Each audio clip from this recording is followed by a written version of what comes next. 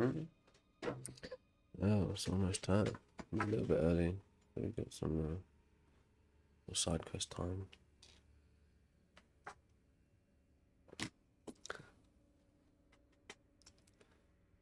I don't think this actually. So it says it puts a vertical into short for you, but I don't think anyone's ever actually seen this as a vertical. So I think it's kind of either not working or there's something afoot. Or a hand.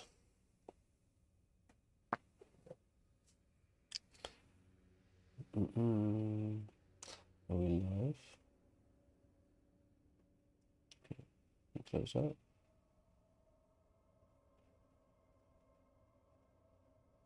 Let's get a purple app. I've been avoiding purple app and green app for a while now. To really get back to the basics. Especially the way things are going. Test 1 2. Mumbling.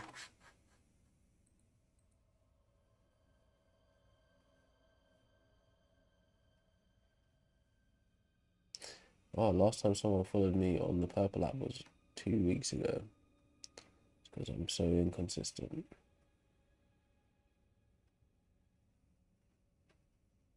Can you blame him?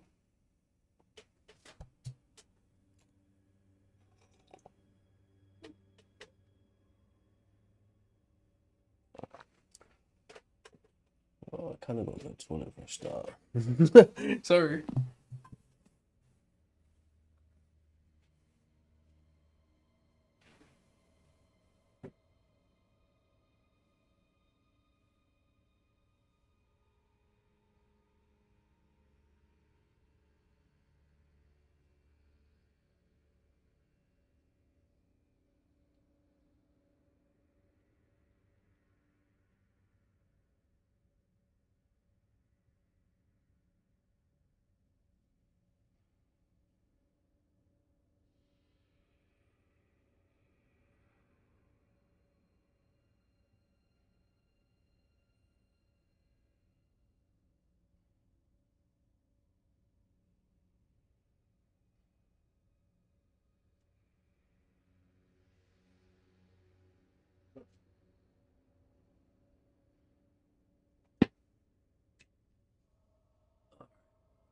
Maybe we have a debate about root beer being better than Coca-Cola.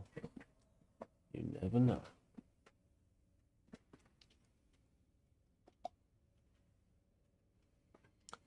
What I need you to do.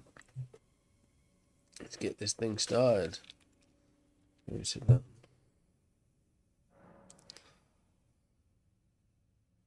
Stream begun or not?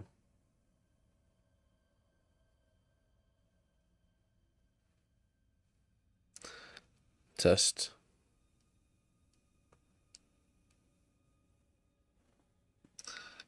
Test. We got volley. Volley. Okay. Put that over to the side. Put this here.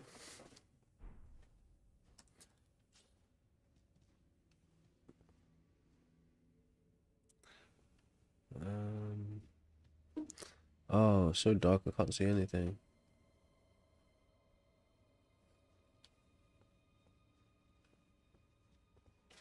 Christians, prepare for alien. No, I haven't seen that in a while. Hey, why don't I see that guy on my timeline anymore? Something strange going down.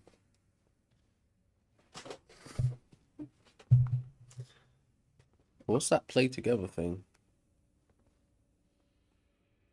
What does that do? No, let's not do that right now. What was I doing last night before I switched this off?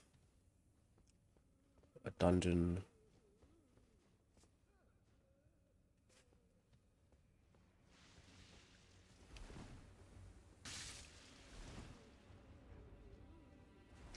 Oh, what's that sound like?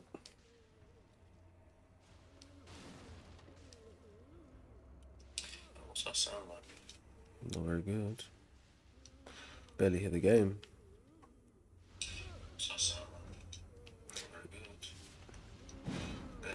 Problem is, then when the music fires up in a boss fight, that's when it starts getting like loud. That's when it starts getting.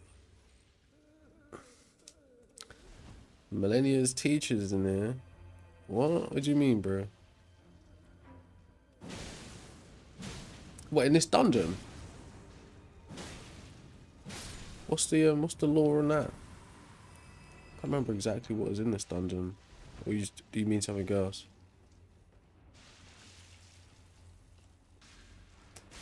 Oh wait, when you say Millennia, do you mean the site of Grayskull or the boss Millennia or they're two different people, but similar sounding names. The boss, I see. A teacher, huh? I must have completely missed that lore. Right, let's see. Well, there's so much lore that I don't actually know. You actually have to go hunting for it on the wiki to even have anywhere of all of it. Alright. Where before? So the plan is get this dungeon done quickly, and then take the back route into the castle. Fight the boss on the hog. Ben Gilly, come up and convince me. Come and change my mind about it. I want to hear some unpopular opinions. Why should I think that fascism is better than communism?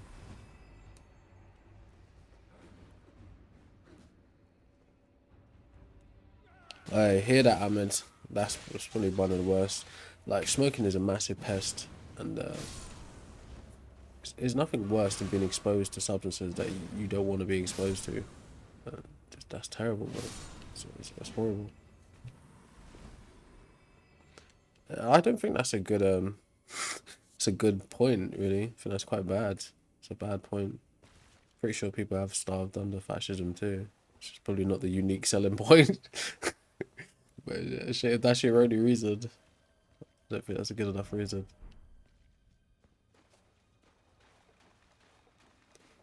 But yeah, if you want to request up and speak to me, please feel free. It's a little two people in the bottom of the screen. It's a blue and a pink person. Come on up and tell me. Do you mean EXO? I am minding my business.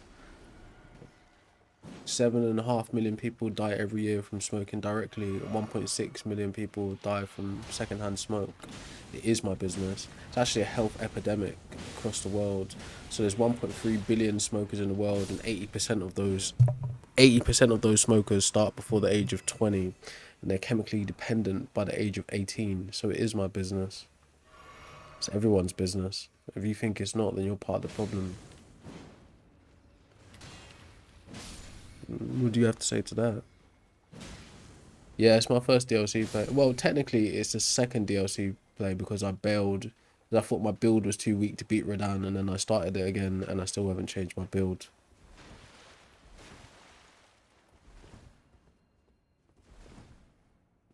What's the bigger issue, Mark? Feel free to request up and explain to me what the bigger issue is. 8 million people dying every year is a pretty big issue. There you go, Ben Gilly. There's very real consequences from it. I don't know, man. I think if you smoke, you're wasting your breath and your time, literally. Counting the clock down way faster. So, I'm trying to help you, mate. trying to help you, really. You're literally wasting your breath and your time by smoking, like literally. Yeah, I do agree. Mental health is a big concern. Actually, you know what? I'm like old enough to remember when mental health was referred to as mental illness. Now I understand that kind of change. We have like a semantic bleaching in our like polite society. But I think it's important that we kind of remind ourselves of that. Like mental health is like this health bar you see on the screen. That's just your average, your baseline. When it's in negative or getting low, that's when you're in trouble. I do think that's a big concern and worth worrying about and actually working towards helping people with, for sure. I also think alcoholism is a massive issue, specifically in Britain. It's very, very bad. But both of those things considered, why it's not necessarily relevant to this conversation, well, to the topic that's on the screen, I will be a little bit little bit later, J boy. Right.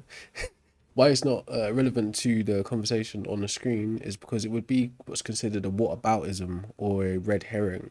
For instance, an analogy for you, right?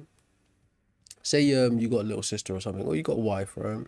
And you go to your wife or your sister's workplace, and you see your wife or sister arguing with the boss and explaining to the boss how they're experiencing sexism at work. Okay, then your boss turns around and says, "So what? Ageism is worse. So what? Homophobia is worse." Do you think that helps your wife or sister solve the problem of sexism that they're discussing? It doesn't, does it? So that's why throwing in whataboutisms in your reasoning is not helpful. Now, obviously, comparison is something that humans do just by nature, of course, right? But when you're trying to solve a problem, pivoting from one problem to something that's quite irrelevant, it's just an avoidance tactic, so you don't have to face up to the main issue you're dealing with. It's not healthy. It's not helpful either. Right? But yeah, I do agree. Mental health is a serious problem. Alcohol is a serious problem too, also. But you could pick those as a fight, and I'd be right behind you if you wanted to. But I pick this as a fight currently.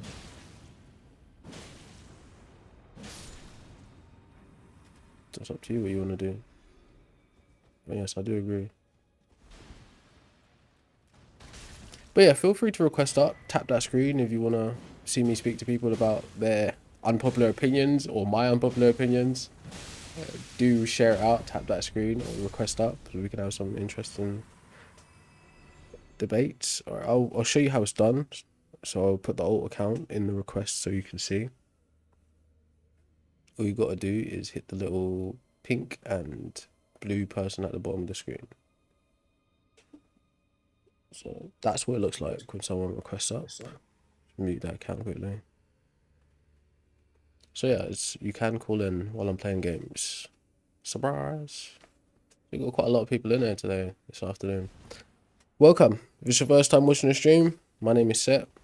I make long form content designed to make you think over on the Red app at Culture Crack. Do check out some of my videos if you're interested in the stuff we're talking about. Not this particular subject, but many subjects. I'm not going to be like constantly talking to chat though. I'd rather talk to people via voice, so we can't really play the game. Alright, so what are we doing here? We're in a dungeon. Where did I come from? Oh, that's stuck, look. That's glitched. Okay, I think we're on the wrong side somehow. Hey, thanks. Appreciate you, man. It's very kind. Appreciate that. What do they say? Time for comfort in a short offering. In short offer, Doug. Hey, people are funny, man. It's a medieval toilet. Yeah, prohibition. All right, so a lot of people tend to default to prohibition, but a lot of people are quite uninformed about prohibition, American prohibition around alcohol. So it took place between 1920s to 1930s, but what actually happened, the implementation of prohibition wasn't done for health reasons. It wasn't even done with economic consideration. It was actually done as a Christian experiment. I think it's Presbyterian and Baptism and a women's organization that pushed for it to be prohibited, right? But there was, where are we right now? Let's just warp out of here because this is weird as hell. We can't warp out. But anyways, right? So the implementation of prohibition was completely wrong for America at that time. Okay, now this is not. It's a good case study to know what we should do or what we shouldn't do. But in itself, it doesn't demonstrate that prohibitions don't work, and I'll tell you why. Okay, so one, it was a Christian experiment, and they didn't consider the economic blowback from it when they did it. The second thing is the federal government assigned 1,500 agents to police the entirety of the American population in 1920 something, right? So that's ridiculous. Like, I don't even know if 1,500 agents could police 2 states. Okay, that was ridiculous. One, the resources just weren't allocated to it.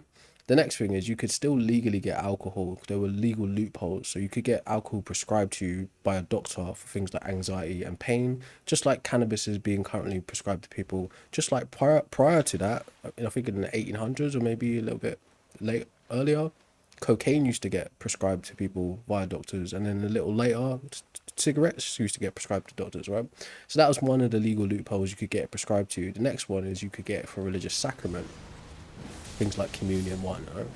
Then the next legal loophole was you can get it for industrial production, right? This is how alcohol was also circulating during Prohibition.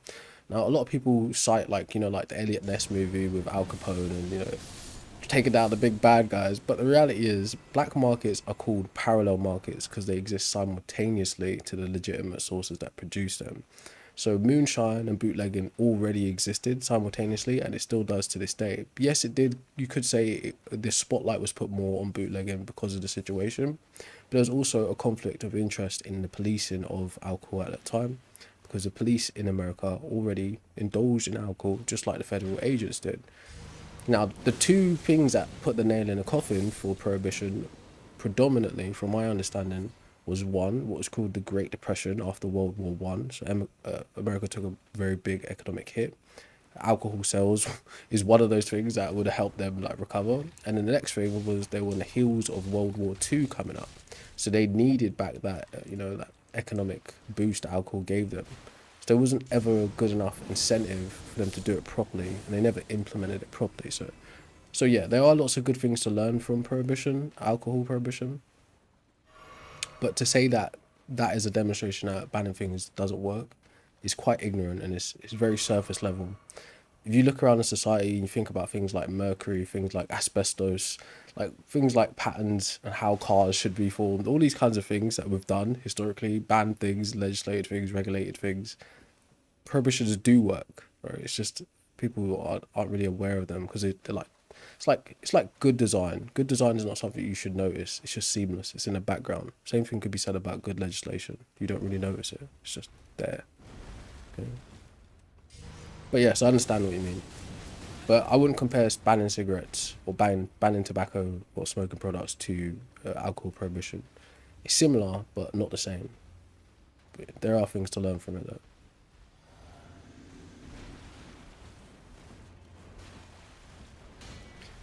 Well, yeah, like there's literally no right. Let me not lie, right? I'll put it like this: the cons outweigh the pros in almost every category for smoking. You know? Economically, in the UK, we make about, I swear, oh no, I didn't do that. We make about £7 billion a year taxing tobacco products, but it costs us £44 billion every year in lost productivity, preventable diseases, and healthcare to support those people. So, I mean, I'm assuming the figures would be far worse in a larger place like America. Okay, so we're just an island. Consider that. Okay, so financially, the cons outweigh the pros there. Right? The health outcomes are obviously disproportionate, and saying that people who are born in lower socioeconomic circumstances are 3 to 4 times more likely to end up addicted to these substances, and that has like an Ouroboros type of effect on their health outcomes, basically, and their financial outcomes, their educational outcomes. So it doubly affects people who are poorer, right, which is the predatory nature of substance abuse in the first place. Okay, stress pushes you to it, then that pushes you back into stress financially. It's mad, right? But yes, also disproportionate health outcomes from poorer people and people who use substances is well documented. So just standardly, like if you just had to throw out a fact figure, 8 million people a year die from smoking. About 7.5 million of those people die from direct inhalation, and about 1.6 ish. I know the numbers aren't exactly rounded off. About 1.6 ish die from secondhand smoke. That's just smoking. Okay. No, but the thing is, you can say it right. So feel free to request up and we can talk about it. Yeah. I would actually prefer to hear hot takes, to be honest. If you can, Gil, can you even hear me? Test. Ooh, why is the mic so quiet? That's probably why people are like, I can't even hear what this guy's saying. Right, let me just see if I can do anything about that.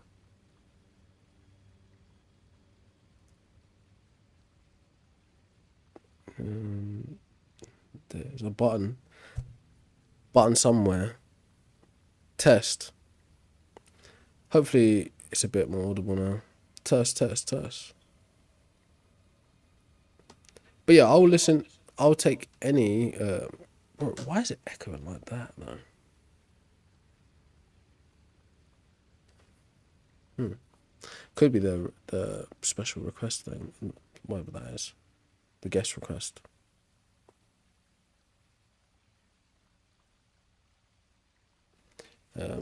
So let's just do a quick sound check. Hello? Hello? Hello. Yep, can I get a name, bro?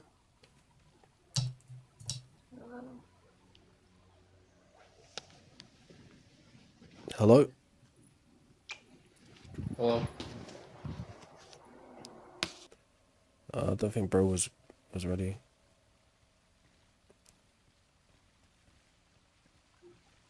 Hello?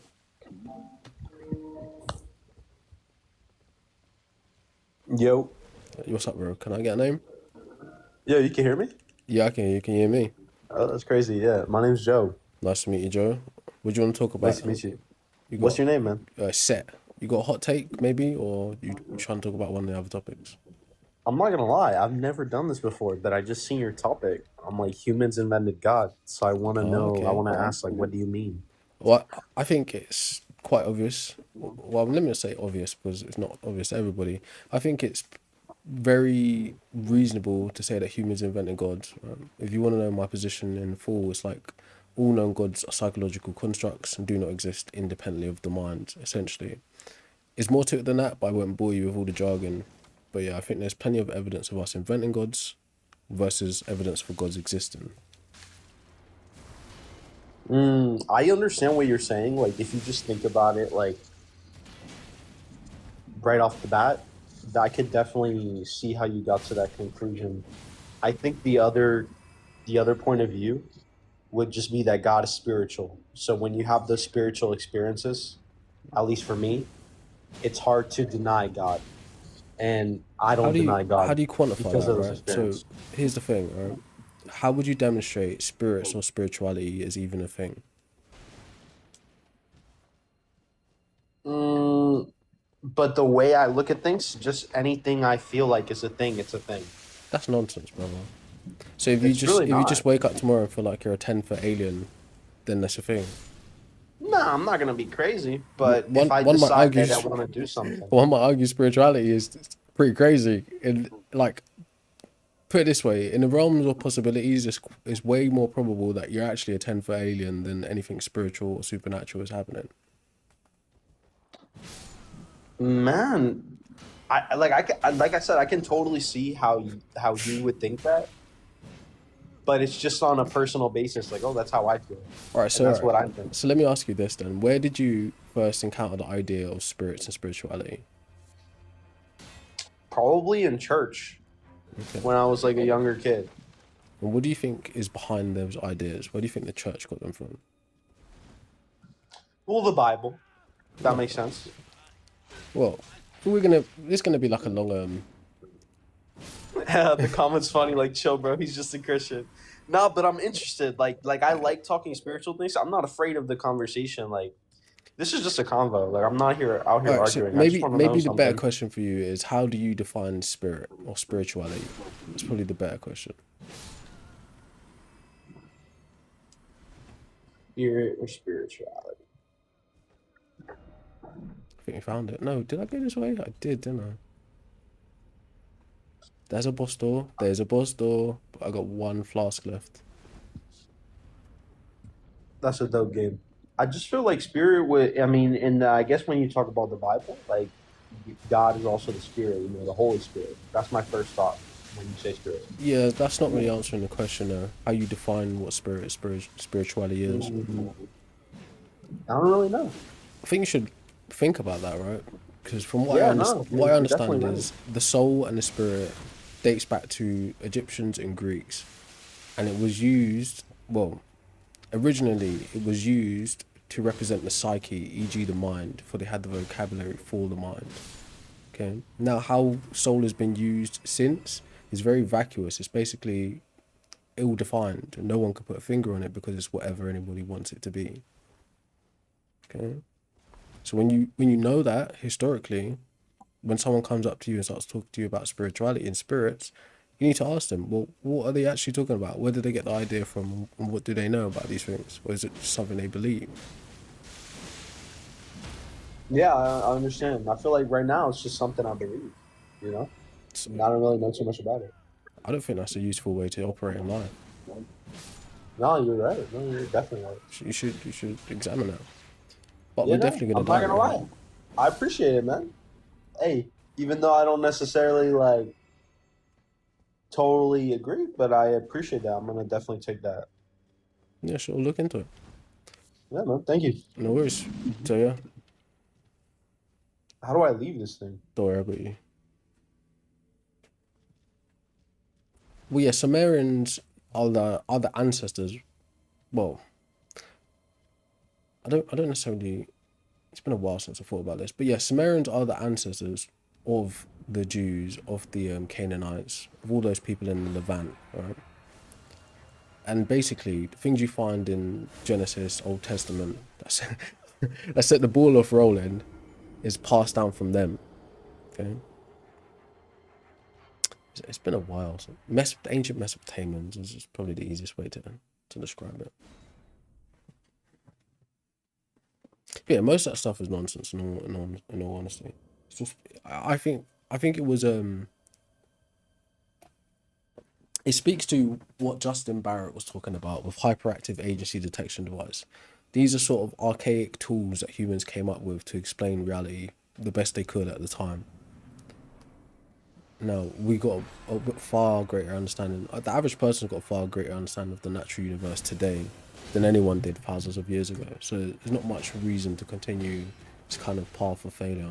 It's not necessary. It's mostly done out of tradition and ignorance, a combination of both of them. Smoking kills you. That's what's wrong with it. It damages society.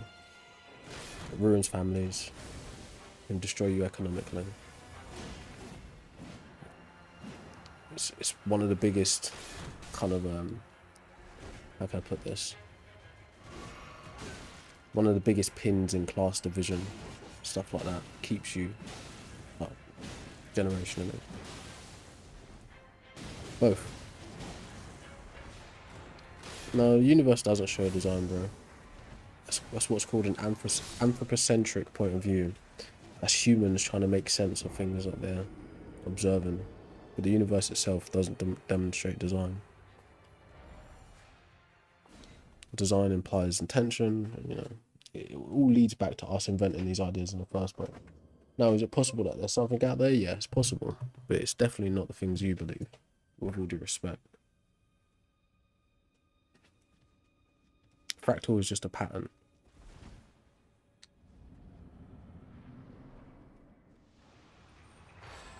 It's nonsense.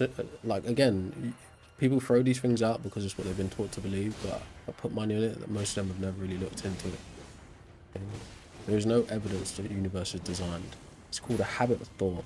Again, it's an entirely, when I say anthropocentric, it means it's a human-centered view of the world. When we invented gods, right? So the first stage of inventing gods was assigning agency to elemental and celestial things. Right? The second stage of inventing gods was assigning, sorry, a little bit distracted. The second phase of designing gods was abstraction, okay? And us deifying abstractions. Abstractions are basically like things like abstract concepts like love, war, creation, death, destruction, etc., magic. These things don't have physical representations, they're ideas, they're conceptual. But the third phase was anthropomorphizing, giving these elemental and abstract things human values. Right? So from that point up, we built our constructs of God up based on us as humans. We were the ones who were capable of creating, designing, etc. So by the time we get to a Judaic god like Yahweh, who originates as a storm warrior god and then becomes, God the Father, he ends up with all the same powers that humans possess. So he becomes a creator, a designer. He can love, he can hate, he can destroy, etc., etc. They express the the forms and the things that we possess in simple terms, okay? But we never found evidence of that thing or things like that existing outside of us. That's why I'm saying it in that kind of way. Right, anyways, what are we doing there? That couldn't have been the only boss inside of this dungeon. That was way too light. Someone said Millennia's teacher was down here. That couldn't have been him. Oh, bro. Again, that's human interpretation. That has nothing to do with what is actually there. Okay. It's quite a lot to get into. It's been I think it's even been a couple months now since I've actually talked about this kind of stuff. But you're entitled. I'll put it like this: you're entitled to believe the things you want to believe, but reality isn't necessarily represented in the beliefs you espouse. What's up, Go? How you doing, bro? That's the problem, right? So people love to like pull a little bit of pseudoscience from here, a little bit of quantum physics from there, a bit of philosophy from there to like back up their belief systems, but none of it is consistent with the actual world, right? From a material level. It's just ideas that people walk around with, which is fine as long as your ideas don't lead to like destructive religions and stuff like that.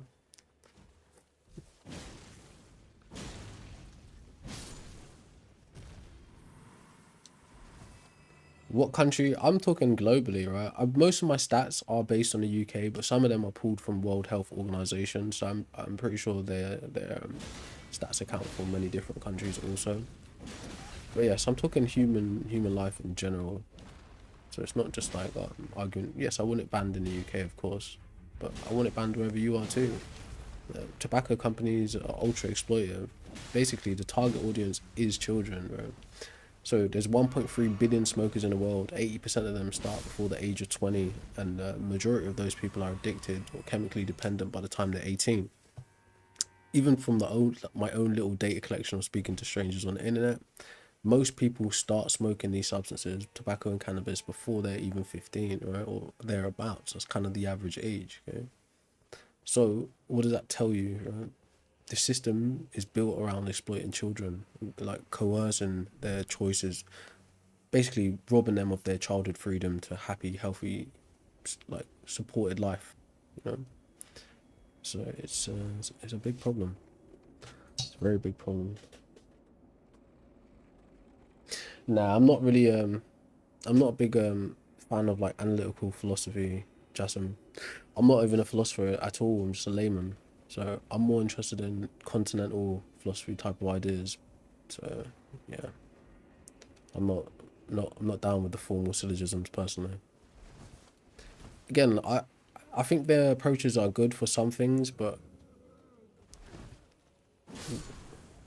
when you start talking about things like gods and supernatural things, I don't think a rationalist approach will get you anywhere close to proving it exists in reality. So at a certain level in a syllogism, you could plug out God and plug in pink fairy, etc., and you get the same valid structure. Right? It doesn't necessarily ever mean any argument about God's going to be sound. So it's like, what is the point? Like, it's good for people who do that as like as mental exercise. People are in college and uni and they want to like sharpen their critical thinking skills and shit. Like, that's great. But average man doesn't make decisions from that kind of rationalist position. Most of their beliefs are framed around experiences and beliefs, or emotions, put it that way. So for them, it's like, put it this way, some average men who transition into a more academic view of the world really do it to be able to find what's called like it's not necessarily cognitive bias, but it's a justification, like a retroactive justification to say, I've always believed the right thing, so now let me over intellectualize this religious belief I hold, you know. But it can never be demonstrated to be real, external to the person themselves. In my opinion, anyways.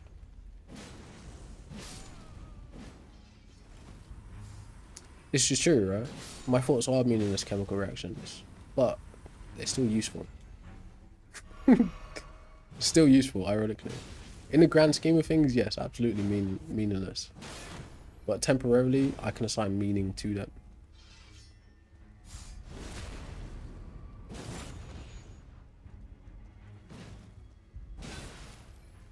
You know, everything is temporary, right? So technically none of it really matters.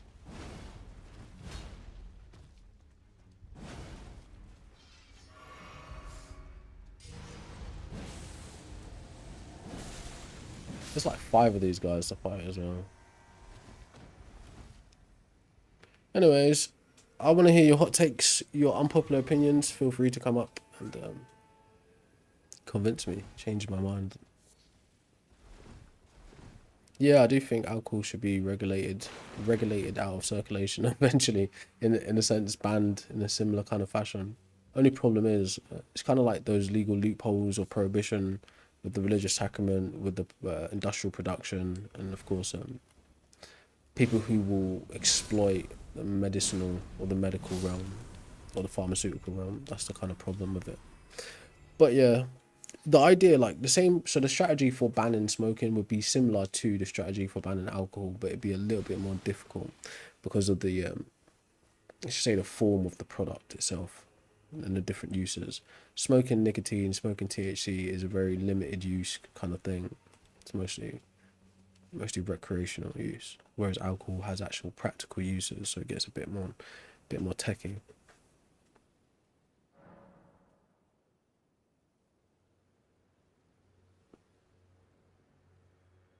I don't think anyone right. So the fact is, nobody actually needs to smoke cannabis medicinally because they are extracts. But the problem is, what we've been finding out recently is there hasn't actually yet been studies done comparing marijuana medicinal extracts to conventional prescription drugs like painkillers, etc. Are they called neurotropics or whatever? I forget what they're called. Right, but it hasn't been done. Comparative studies of the two haven't been done yet, so no one actually needs to smoke cannabis medicinally. That's just untrue. It's like an overcorrection fighting back against the like. So, put it this way, very much still is. There's a long stigmatization campaign done on marijuana since I want to say about maybe about 4 or 5 decades or longer. So there's been like a societal overcorrection with people trying to prove marijuana is this pure, innocent, harmless, like no side effects type of miracle panacea. And that overcorrection has caused there to be a lot of misinformation about what the properties or the benefits of marijuana is. It's oversold because of that. But now you've also got cannabis becoming tobacco 2.0, so it's now like a chemical arms race to make it more potent and to acquire the more customers to make more profits. So there's even more bad propaganda and marketing coming out to promote the sale of it, So you have to be careful with that kind of shit. But no one has to smoke cannabis medicinally. That's just untrue.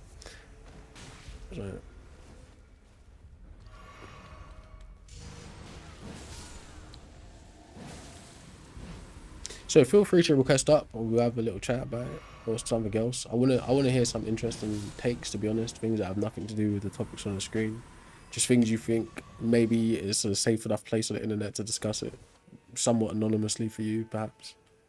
So come on up. Right. So exactly right. So as a plant, right, there are various different things you could do with it, right? So what I understand is there are two main chemicals of it, right?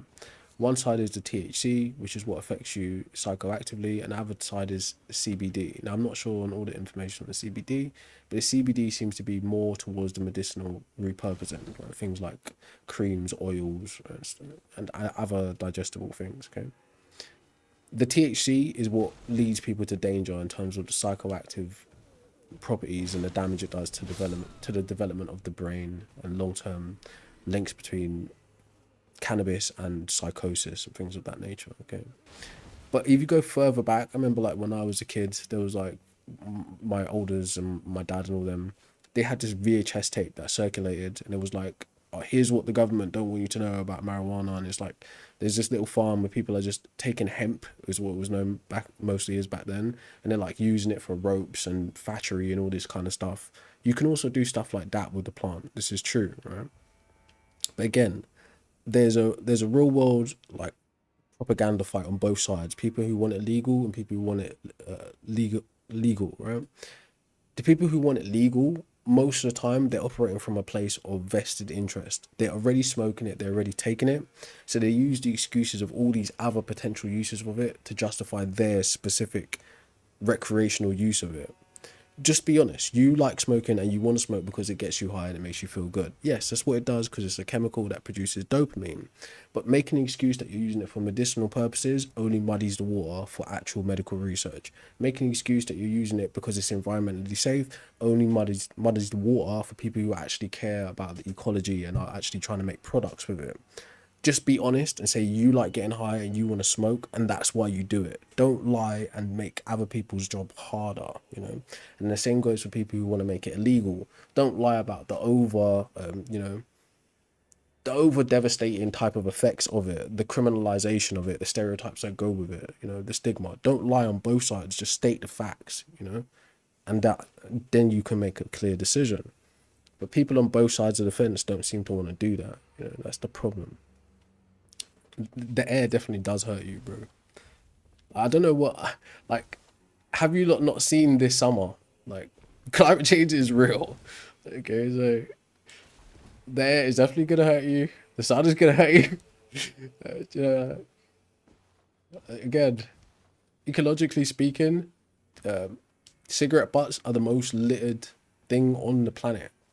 And they have forever chemicals and carcinogens, basically when they're burnt, that leak into the air, which is what kills people, like secondhand smoke. It also damages the environment, leaches into the ground. Do you know how much farming energy it takes to produce tobacco fields and shit?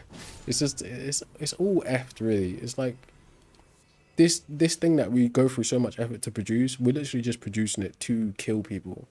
And no one bats an eyelid at it. It's like, it's ridiculous. No, this is what I'm trying to explain to you, right?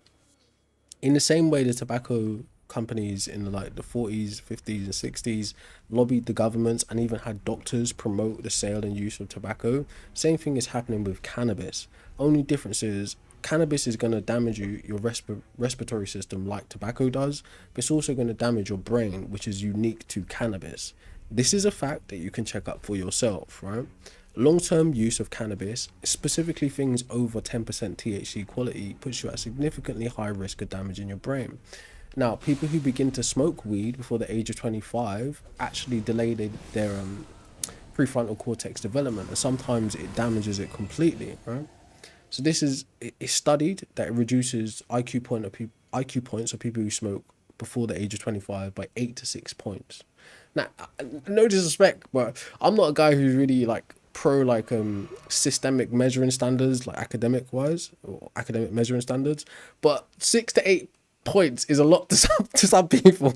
Okay, so if you like, that could be a let's just say that could be a life-changing decision. Okay, but that, all jokes aside, okay, I think it was only like 11% of smokers ever start smoking after the age of 25. Okay, so that's a very small minority of people. Okay, and the problem is, right, it's more than just a problem. One of the biggest problems is that it is designed to target kids. The tobacco industry, the cannabis industry, alcohol industry, all of it is designed to target kids. And how is it done mostly? One, the commercialization part of it, which is the actual corporations and the type of propaganda and media they push out. But it's also civilian propaganda and media that is pushed out through our movies, through our online content, just for our social inclinations, you know. People have been taught to pair alcohol with celebrations and depression, cigarettes, the same thing, right? Weed, the same thing. These social pairings is part of the same like kind of programming that leaches into the kids, and they're like, this is what I'm supposed to do because this is how it's done around me. Do you know? It's a multi-pronged approach, and one of the most important parts of the approach is the social engineering part of it. Is actually showing the truth. It's not that's like So I'm reading a book at the minute. It's called Way Too Cool. I can't pronounce the lady's name, but she's kind of breaking down, or at least at this part of the book, the idea of coolness and how it was commercialized. It was captured and commercialized, but it's very deep. It's very nuanced. The people she cites are very intelligent and they know their shit psychologically and societally or sociologically. Okay, the idea of coolness being attached to these products is something that like America's one of the biggest people who, put it this way, as a Westerner also, but in the UK, for me, one of America's greatest exports is media. Their real greatest export is weapons, but their greatest export is media.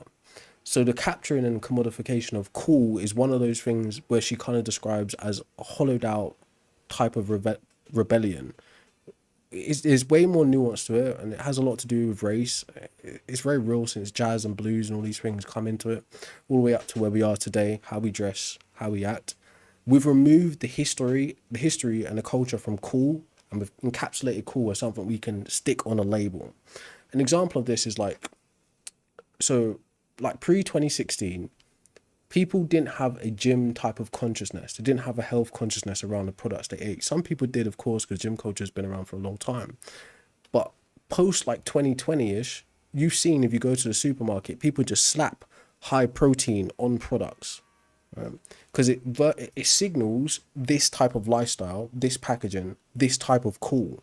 Whether the, like, you could probably read the description of ingredients, and it will have the same amount of protein it's always had, or even less than the standard. But because it says high protein, let's say pre 2016, it was more low fat was the go-to kind of packaging. Okay, cool works in that same way.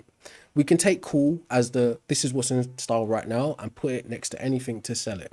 So for like older people who remember, like, I think it's like Good Times or something like that, you get the packaging of Fonz, a character in a show, a TV show, a motorbike wearing, hair slick, grease looking guy. Like he's like half Italian mobster, half preppy. Okay, so these characters are psychologically designed to appeal to certain types of people.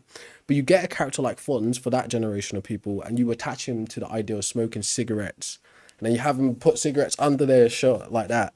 Okay, all of these things were a part of the holification or hollowing out of cool, the commodification of it, removing history from coolness so you can have it as just a sticker to slap on things. So now we can sell you stuff that kills you, right? Because we've removed. It's a lot to go into. But what I was trying to say is the social engineering side of banning these things is what combats that, because it's psychological warfare on both sides, and it's the people that get hurt. The people who, like the profiteers, they don't get hurt. They take no, like, for instance, and a good example is like when they had that CEO of McDonald's take a bite of the burger. Like he didn't want to take a bite of the burger, just like the probably the CEO of the biggest tobacco alcohol company today probably don't want to smoke that or drink that or give that to their kids. Okay, but they don't take the hit. You take the hit on the health, on the economics, on the social awareness, all these kinds of things. You are the cattle, like, to slaughter, or should I say, we are the cattle to slaughter. All right. And we, like, of course, no one wants to own up and be like, yeah, I do it because I think it's cool. But deep down, that's one of the biggest reasons why you do it. You saw adults, you saw other things that you're aligned with represent this as something to do. Buying bottles is something to do. Wearing chains is something to do. Wearing a polo and Abercrombie and Fitch is something to do, right? You know, buying this type of car, going to this kind of college, being this type of person, listening to this type of music is the thing you're aligned with. And all I do is slide in the poison underneath that kind of container of identity. And now that is also part of what you think is cool to do. It's goofy, but it's how it is. It's just how humans work as social creatures.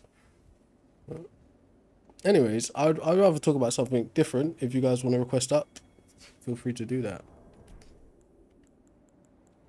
I will get you that lady's name so you can go find that book for yourself. It was like a really odd find.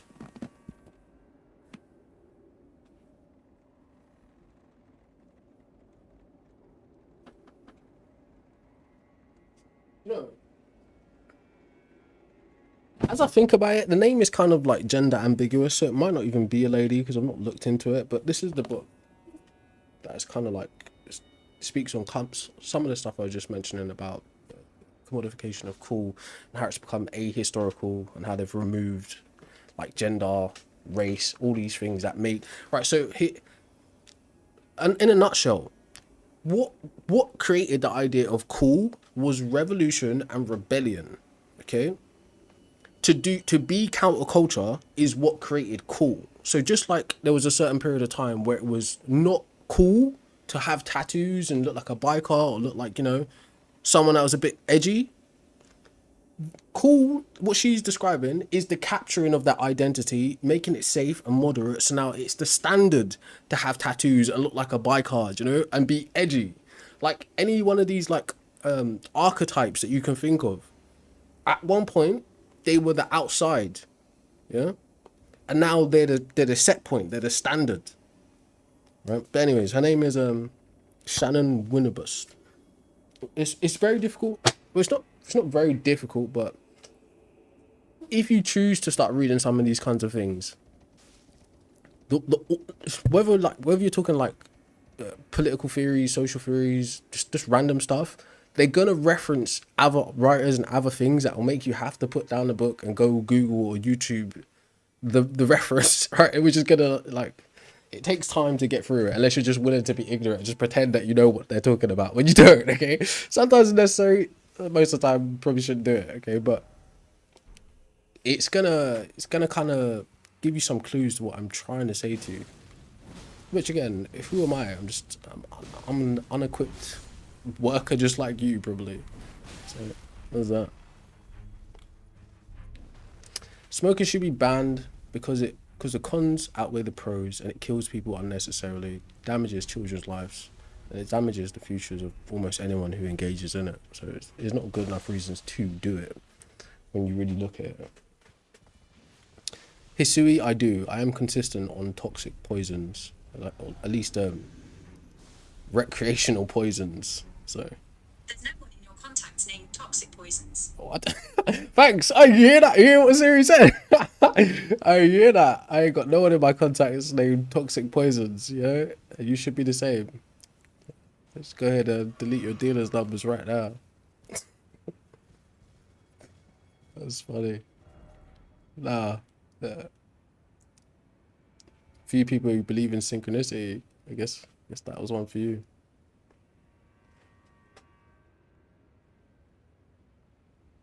No, it's not as simple as that, right? So the idea of banning a tobacco or smoking or cannabis or whatever it is isn't done by overnight banning, okay? And the idea of the government being tyrannical is another type of skepticism, which is valid, but you're operating from a place of fear, which is not wise, okay? It's like the slippery slope fallacy of thinking, okay? Typical liberal or neoliberal kind of view. Government overreach, free markets, like all these kinds of things that you're viewing as a standard is actually something that's been manufactured for you.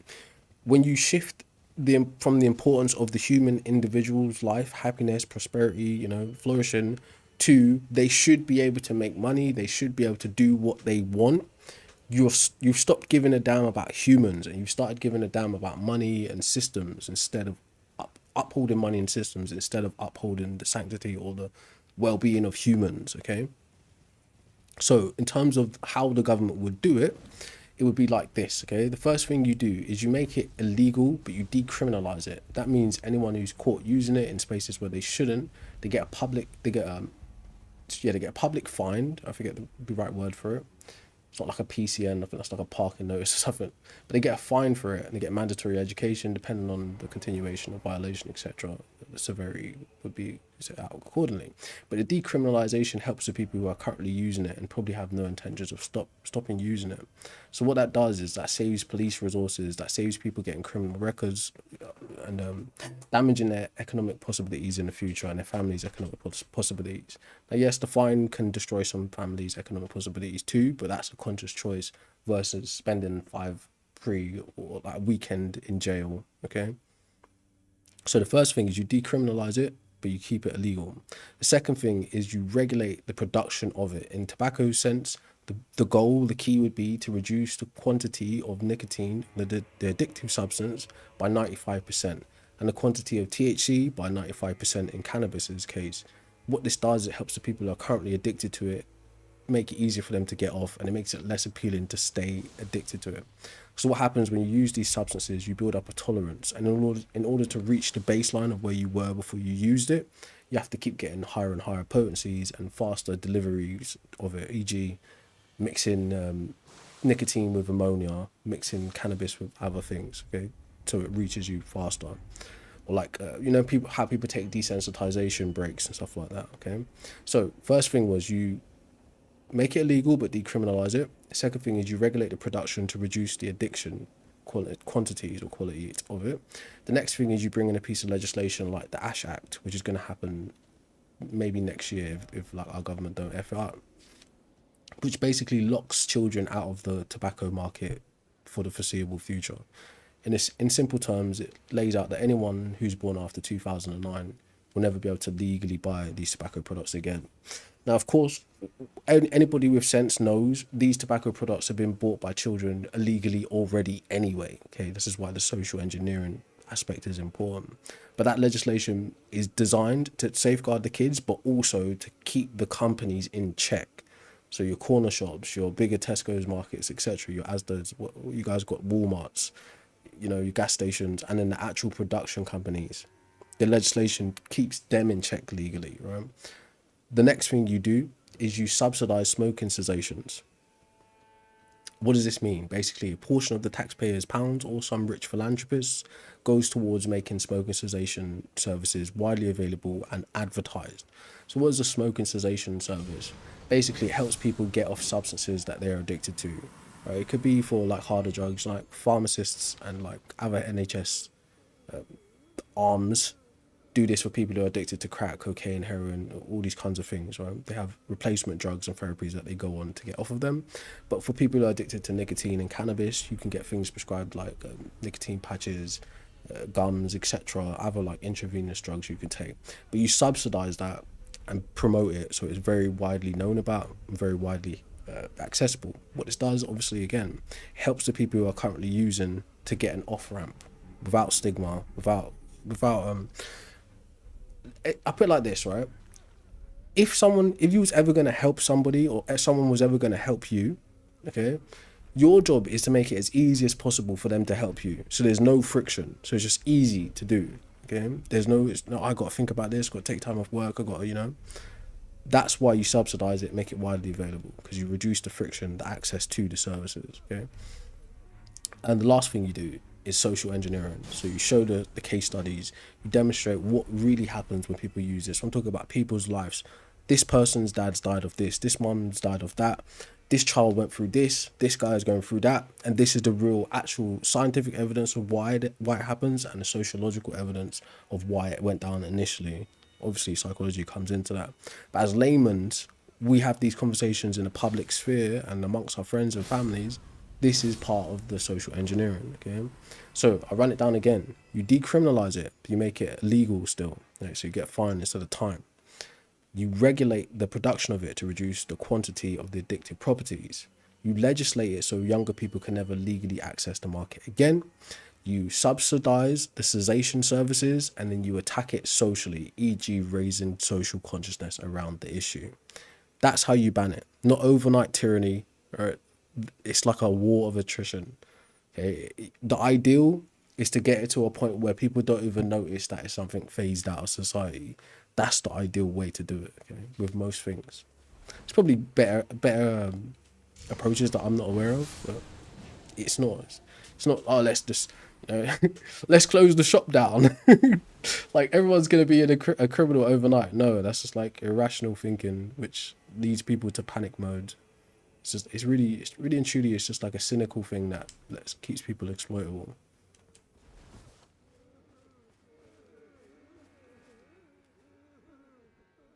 Yeah, it of course it gives people the C word for sure. Throat cancers, lung cancer, respiratory diseases, etc. Blood issues, all kinds, man, all kinds of shit. Now, the changing of the pictures and like making it so you can't market them in bright packaging was a great move, but obviously that's not enough to combat psychological addiction and then a chemical addiction. It's not enough, but it's a good start for people who are squeamish seeing those cigarette packets and tobacco packets. Hopefully that makes them think twice, but people who are already addicted, that's not the sell. So you got to remember, people are constantly looking for I forget forget the word for it. But ways to support their cognitive bias, basically. So yeah, any person who's already using it are going to look for all of the best things that say it's okay to continue using it. People who are absolutely against it are going to look for all the worst things to say you should absolutely not use it. One of them are actually right. But that's my bias aside. I think the objective facts speak for themselves, e.g. the health outcomes, economic outcomes. We don't even really have to combat it morally, because that just becomes an interesting conversation of what one ought do and what not do. But yeah, the objectives are the health outcomes and the economic outcomes. The rest is for you to build on.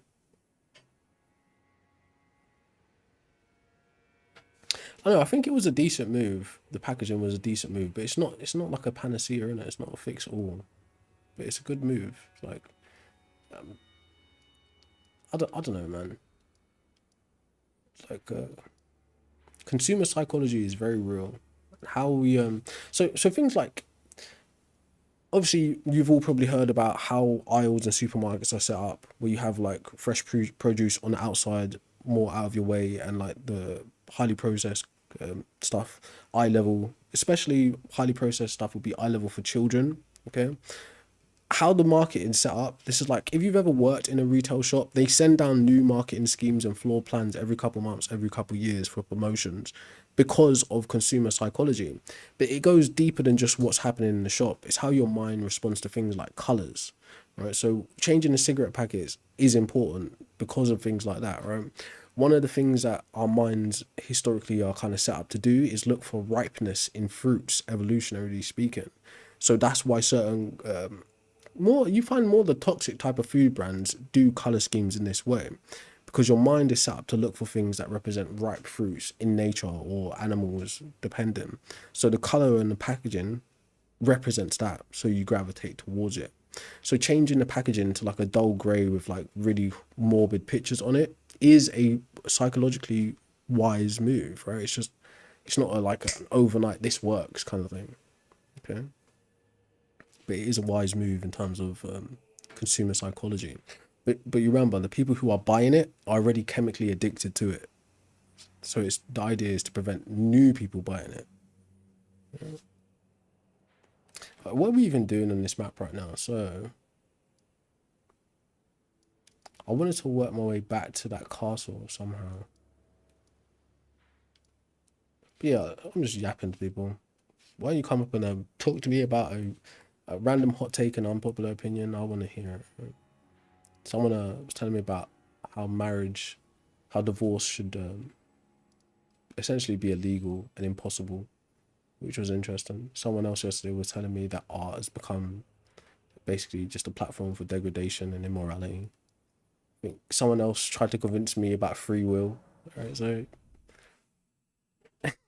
yeah, well, I'm not pro-marriage myself, right? No, I say that, but would I get married? Yes, but there'd be caveats, there'd be things I'd want to work out that wouldn't just capitulate to the social norms or like religious norms and shit like that. But for the ceremonial benefits, just the fun of a party, yeah, for sure. For the tax benefits, for sure, all those kinds of things. I can't rise you if you don't request. It's like, what are you talking about? You got a request. Yeah, convince me that free will is real. So I take more of a compatibilist view on free will. If I'm feeling particularly pessimistic like that, I would take more of a deterministic view of free will. But I personally not convinced that free will is anything real. It's actually just a philosophical view, not an actual thing.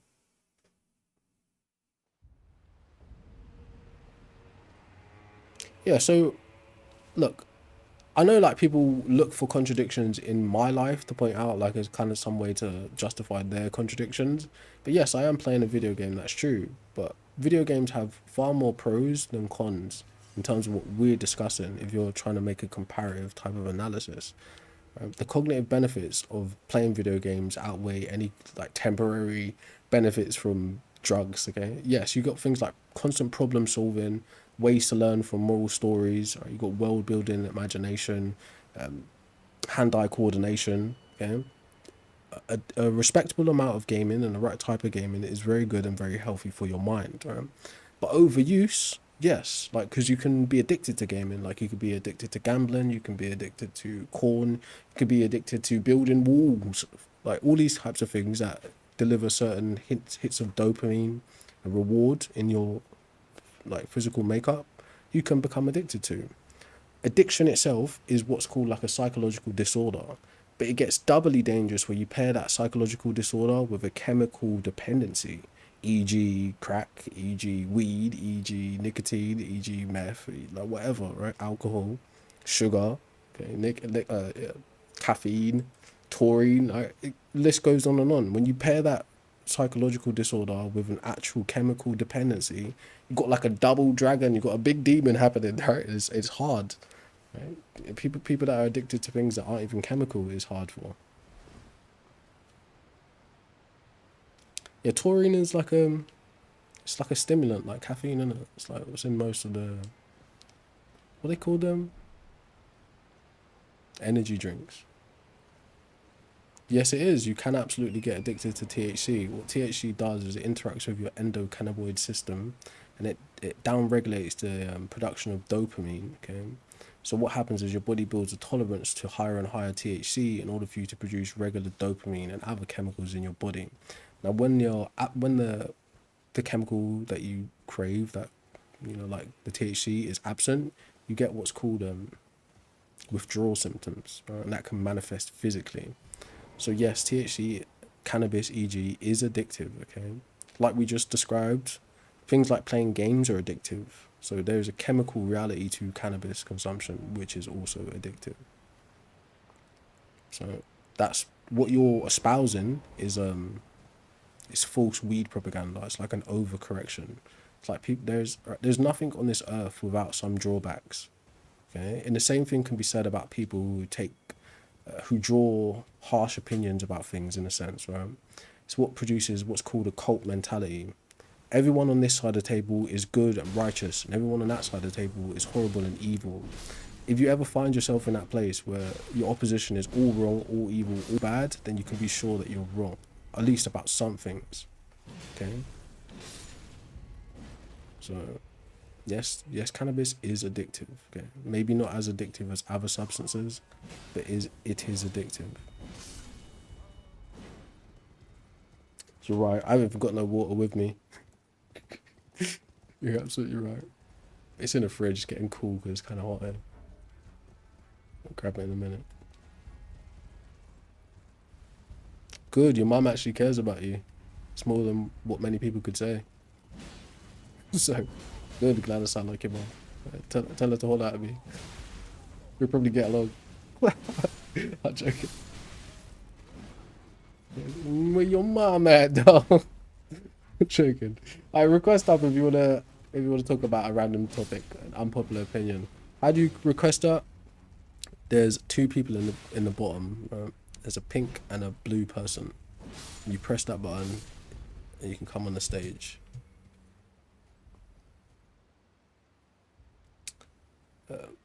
Look, so again, I'm just a normal guy, right? I know tidbits about some stuff, but there's so much I don't know, right? In terms of how people should parent, there's not a lot I know about it beyond my own experience and the things I've looked into. But different parenting styles yield different results, evidentially, okay? So yes, some people do need structure and order and strictness, and some people don't. Some people's personalities just aren't. Look, put it this way: not everyone should be a parent. Not everyone should have kids. So there you go. But just because your mum or dad is strict currently doesn't mean they're wrong in entirety. You know, they're still humans too, bro.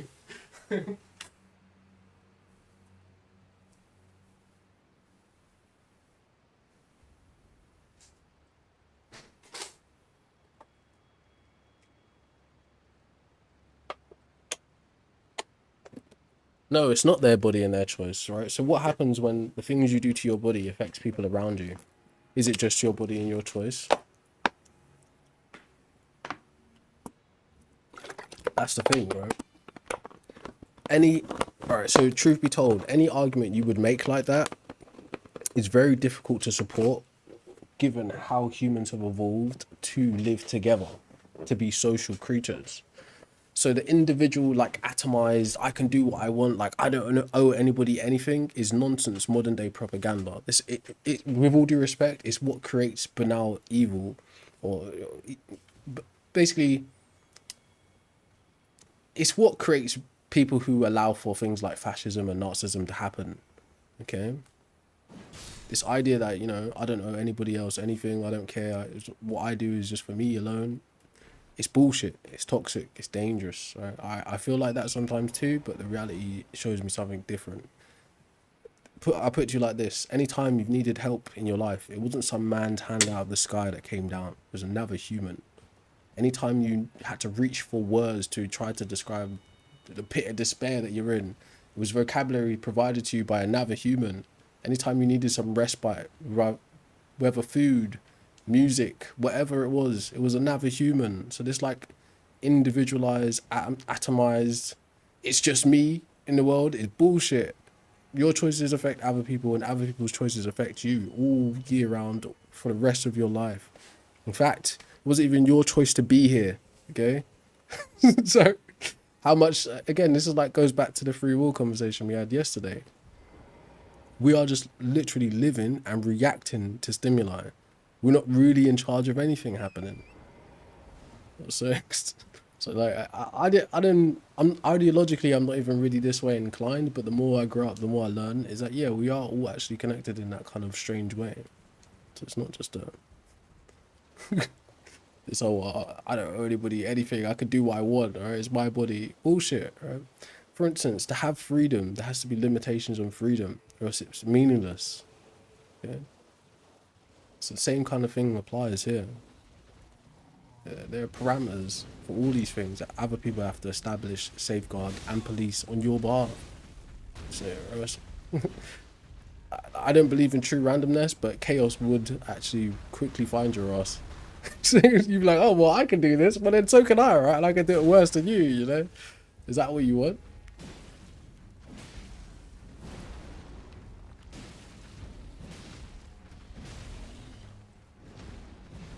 Anyways, I'm just preaching now, so feel free to request that, bro. Give me your side of the story.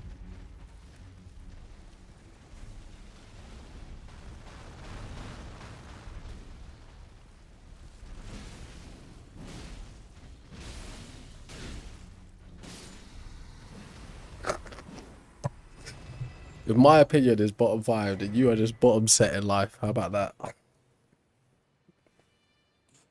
joking. Jesus doesn't love anyone, bro.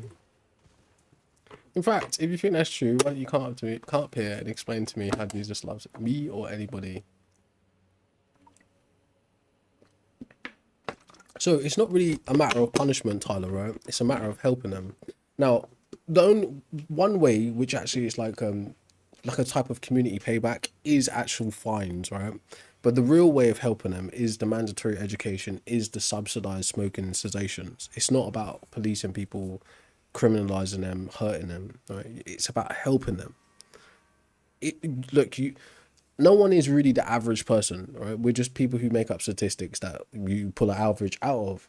But it could very well be you that dies or is affected by this, your mum, your dad, your cousin, your sister, your brother, whatever. It could very much be something close to you that is affected by all of this. Okay, so it's not about attacking people into being better. It's about caring. That's what it's about. Okay.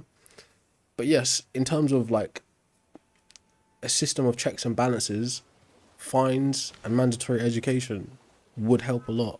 It would help a lot more than criminalizing, arresting, giving criminal, you know, etc. Getting put through the system, potentially becoming like, you know, a prison slave. It would help a lot more, you know.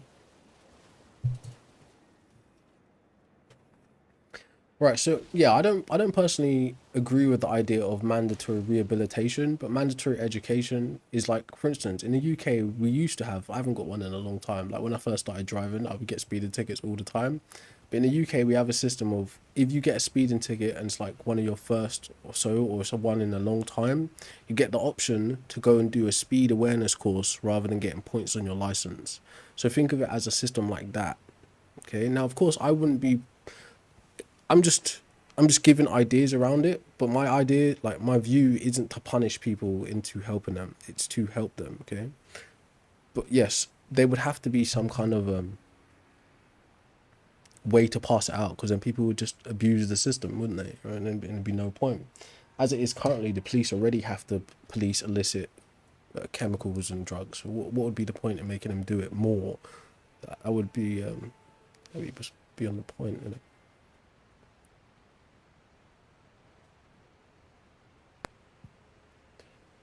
Yo, What's good, big dog? hey yo, how you doing, bro? So, It's how are just you gonna suspicious stay language. locked onto a screen all day and talk about cannabis? Hey, that's an opinion. I don't know what time it is where you are, but it's not all day here. But so before we get into it though, do you have a hot take or an unpopular opinion, or do you want to talk about smoking? I grow, so cannabis specifically, nicotine, I don't care what you bash on, but All right, cool. Wait, so don't give no more information, right? So a couple things I like to do if we're going to talk about the smoking ban is I ask a few questions in the beginning, and then I'll give the floor to you, and you can say your piece. All right. hmm So a few questions is: do you or have you ever worked in or around the cannabis or tobacco industries? yes. Do you mind going into any more detail about exactly what you did or do? Growing as a young kid, been doing it for 10 plus years. I do it for medical patients. I don't do it just to make money. I do it to get people clean meds. Okay. Not everybody's sitting here just trying to get high. People have actual things they got to do with this stuff. Not everybody just smokes too. You got to understand there's oils. Okay. I There's all got different more types questions. of I things. got more Not questions for just you, bro. smoking. Got more questions for you, but I appreciate you for being honest. All right. So the next question is: have you ever used either of those substances? Of course. Do you You mind? think I grow it and don't touch it? Do you mind sharing what age you started using it? Like 16, 15. Is that tobacco or cannabis? Cannabis. Cool. Now the floor is yours. Now you can raise the points you want to raise. I just asked those pieces of information to get an idea of who I'm talking to.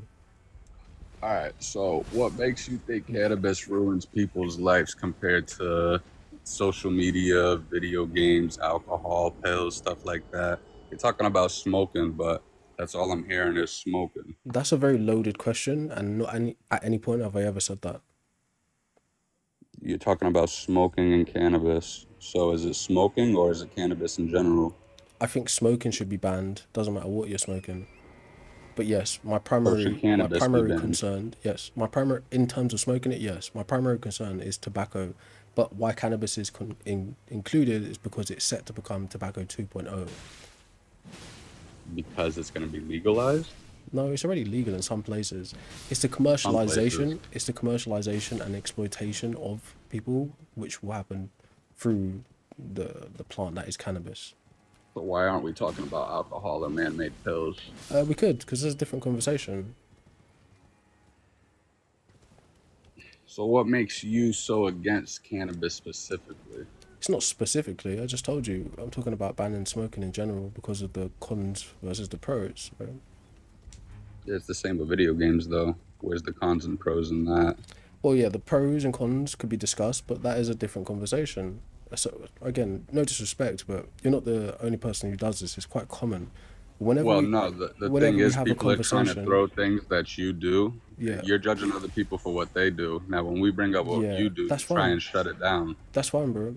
And it's not about judging people either, right? So that's a distorted view of what's happening here. So whenever we have these kinds of sensitive conversations, people default to their natural whataboutism. Truly is like a childlike response, right? It's like, well, what about this? What about that, right? But in the context of trying to solve a problem, it'd be considered like a red herring. It's a type of avoidance tactic to not actually take accountability for what we're addressing. Do you understand? I mean, I guess if you're going to sit here and use it all day, every day, but if you're doing it every now and then for actual medical purposes, not nicotine. We're not talking about nicotine. Nicotine's a whole different ballgame. That's just smoking the smoke. Cannabis is a different thing where it actually helps people medically. So a question for It's you: like medicine. would you agree that cannabis is a plant which extracts can be made, taken from it, which create medicine? 100%. That's what it's used for. Okay, right. So that's clearly a line in the sand from recreational smoking cannabis. Can we agree? Are we talking about just smoking in general, or we're talking about banning cannabis in general? No, the question was, right, the extracts taken from the cannabis plant, which create medicines, is different to recreational smoking of cannabis. Well, it's medicine regardless if you extract it or not. No. What's in the flower, the plant So itself. you helps disagree. people. So you disagree that medication is different. Sorry, that medication is different to recreational use. A man-made pill is definitely different from medical marijuana. So you don't 1000%. disagree then. I would not sit here and put cannabis and man-made pills into the same class at all. All right. So to reduce the confusion and the friction here, right, what I'm asking you is a medicinal setting of use different to a recreational setting of use? I would say it's about the same. It's doing a lot for people right now. I think you're lying, and that's dishonest. It's dishonest. Why is it rising then? Sorry? Why is it rising then in our community? That's besides the point. That's besides the point. It's a fact. That's besides the point, okay? Recreational drug use is not the same as medicinal drug use. That's why it's called recreational. Recreational is for people who want to just get high to get high. So yeah, you try to distort those lines, and I'm saying to you there's a clear line for medicinal purposes and recreational purposes. Okay, but whether it was just for medicinal purposes, you don't want people to use it, whether it's helping them or not. I didn't say that.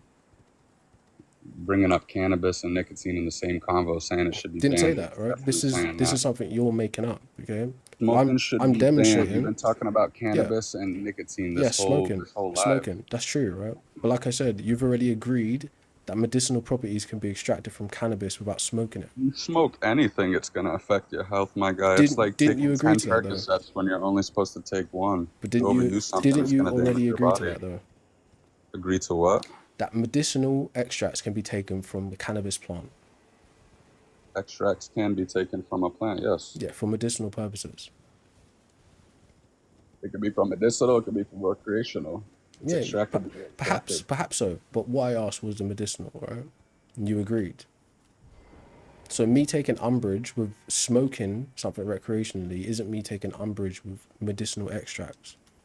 That's a straw man, right? Now, abuse of medicinal extracts, yeah, I would be upset about that. But I'm not necessarily upset, but concerned, right? But that's not what the conversation is. I don't know, bro. If you see how you're talking and how your comment section is, it seems like you're trying to bash cannabis. I mean, if that's your emotion speaking, that's fine, because that's out of your control, but that's not what's being said. It's not emotions. I've been in this chat for 20 plus minutes. So can you give an example of me bashing cannabis? The shit you're saying. Can you give a clear example? Pretty simple. You're talking about smoking isn't good for you, this and that, but you're not giving no reason. You're just saying Smoking damages your respiratory system, also damages your brain You're not development, giving facts also behind raises your cannabis. blood pressure, also puts you at Don't risk smoke of just to psychosis. smoke. These are See how facts. you're not letting me talk? You asked. Yes, and now I'll speak. Smoking is not good for you. Correct. When it's medical, some people can't take edibles, they can't take topicals, so they take a puff. Sorry, can you say that again? Yeah, I don't speak twice when you're speaking over me, bud. I can't hear you because you're a bit far away from the mic. I'm right in front of my phone, bud. All right. I've been here the whole time. I appreciate that. So, do you want to give your strongest reason why smoking shouldn't be banned? Nicotine, banned 100%. Don't care about that. Cannabis, Nicotine can be used in medicinal ways as well, you know. I've never heard of that, my guy. Maybe for an addiction. Nicotine is a chemical just like THC and CBD are chemicals. Yeah, but the difference is nicotine doesn't have no benefits to it, my It guy. does. It does. Okay. It helps people focus, it reduces anxiety, and there's other uses for it too. Okay. I've never heard of that. Well, of course you wouldn't care to, like, anyways, like, no disrespect anyways. The question remains, what's your strongest... I'm not a nicotine smoker, so... That's fair, right? Your strongest reason why smoking shouldn't be banned. What'd you say? What's your strongest reason why smoking shouldn't be banned? Because I interrupted you, I apologize. Go ahead. Smoking shouldn't be banned for cannabis because of the medical purposes it has helping people out. Like I said, not everybody can use edibles, not everybody can use topicals. some people 50 years ago didn't have that stuff. They were smoking, so maybe a 1 or 2 little puffs of a joint can do a lot for them. May not Okay, be good for their health, so you're but saying smoking shouldn't be banned because smoking cannabis has medicinal benefits. smoking cannabis, nicotine, I don't see nothing good in that at all. Okay, so does respiratory damage outweigh temporary psychoactive pleasure? What'd you say, boss? Does respiratory damage outweigh temporary psychedelic pleasure or psychotropic, if that's the right word? Bro dropped. Well, there you go. That's what vested interest gets you. People who grow it and sell it to you don't want to tell you the truth about what's going on because they want to sell it to you. All right.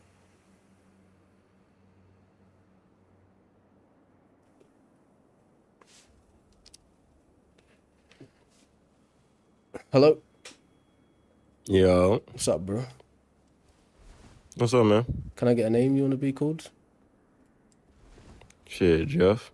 Jeff. Nice to meet you, Jeff. You got a hot take or unpopular opinion, or do you want to talk about any of the subjects on the screen?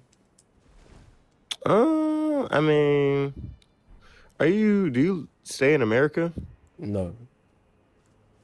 Then, yeah, I mean, honestly, I don't mind even debating this smoking shit because I don't know what you got a problem with the smoking part, honestly. Okay, so you want to talk about the banning smoking, yeah? Yeah, that's true. Cool. All right. So a couple questions then. Have you ever worked in or around tobacco or cannabis industries? No, Have you ever used either of those substances? of course. Do you mind sharing what age you started using them? I mean, I smoked weed at 16, but I'm not I'm not over here smoking hella cigs. I've smoked one before, but Okay. yeah. Well, I appreciate you for being honest. So the floor is yours. What points do you want to raise? So I think that dude was coming off to a good point. I just don't think he knew how to really keep going with the conversation. But yeah, like I think that he was right about he said that if you have like someone with PTSD and they start smoking, right? And you said that you say it's temporary pleasure, but for them, I think it's He did long not lasting mention pleasure. PTSD at any point. To be fair with you, Oh, that didn't okay. happen in that conversation. At least I don't recall that happening. Well, I was just saying like smoking in terms of smoking for well, do you think it should be banned completely or controlled? I Uh, should ask that. Both. You have to regulate it out. You can't For instance, when I talk about banning it, I don't mean like overnight illegality, right? It's a multi-pronged approach which takes a long time to implement. So regulating is a part of a ban ultimately. So it's kind of both. Okay. So you mean like regulating it, like coming out with a controlled way of doing it? Well, yeah, it would be necessary. You couldn't just like make something illegal overnight. That's not how things work. Well, you're from but if you Where are no, we? if you could, you can like if you could snap your finger because you're saying it should be banned. So if you could snap your finger, would you? Bro, if I could snap my finger, I'd be Thanos, bro. Let's be honest there. But instead of deleting half the population, I'd just double the resources. But that's still a conversation. Obviously, I can't snap my fingers, so there's not really any point in talking like that. Okay, well, shit. I guess. I mean, that's the same argument with could you ban smoking? Like, ain't nobody here It's about to not. ban smoking. It's not even close to the same argument. So I'll ask you to get some concentration here. Right? What's your strongest Okay. point why smoking shouldn't be banned? Well, that's what I was asking because it seems like you just want it regulated, and regulated isn't bad. I don't think that should be just out here, but that's what. But let's just focus on the ban part, you know. So if you want it banned, I think that the main thing should be that it has a lot of benefits. And I think that at the end of the day, I think the most important thing is that people should have their own Excuse me. choice. So if it's not that detrimental to your life and you're above the age of 18 or even 21, I guess, or even increase the age to 25. So you want to pick one of those points, right? Because first you was like it has health benefits, then you're saying it should be your own free choice. Which one do you think is the most important reason? They're probably equal, but I guess free choice, honestly, at the end of the day. Do you really believe that people should be able to do what they want Yes, in all ways? in all ways. And you should be punished whenever you do wrong. Yes. Well, why should you punish them if you're allowing them to do whatever they want? Because you have free will. You don't have free will. You do. What? So can you prove Oh, someone has humans free will? invented God. Holy shit. That's the second point. Hey, I could be an Holy atheist. shit. I could be an atheist and still believe in free will, but that's besides the Holy point. shit. I just realized that. Okay. Can you demonstrate that we have free will? You're playing the fucking game? What? Free That's will. nothing to do with free will. Yes, it do. Right, so why don't you define to me your definition of free will? Waking up and doing what you want. No, that's not how free will works. Bro. Waking up and going on live TikTok. Free will. Nah. What the So fuck? do you actually have a definition of free will, or you just That you is have an free- idea of it? I don't have a definition, no, but that is free will. Waking up and doing exactly what you want not is free will. That's not. Right. So Then what's free will? So a public definition, meaning like a non-philosophical definition, is the ability to act unconstrained by necessity or fate or at one's own discretion. That's the definition Okay. of free will. Humans That can't- sounds like you playing the Humans game. can't do that. No, humans can't do Why that. not? So, for instance, like necessity would be something that must occur. Like if I was to pick up this mouse and let it go, by necessity it will fall because of gravity, right? So there's rules governing it that it must correspond to that, right? Humans can't operate outside of those rules, those physical parameters. So we are constrained by Where the necessity. fuck did you get this definition from? Because what It's the a- fuck? Well, Google it for yourself. What It's a- you're it's a talking public about is definition, right? a result of a reaction, or a result of. That's not free will. Like what? That's a result, if anything. So maybe I'll say it again for you, right? So the definition, a public definition, is the ability to act unconstrained by necessity or fate, or as a secondary or a caveat, at one's own discretion. Okay. No, I heard you, and I heard humans you, can't act and unconstrained by necessity. And if you know what fate is like a final point of something. Humans can't avoid Okay. fate. Okay, so an example of that I tried to give you with the mouse would be like saying humans could at any time they felt like it step outside of the flow of time, causality essentially. Picking up a mouse and dropping a mouse is a flow of time, so to speak. It's causality.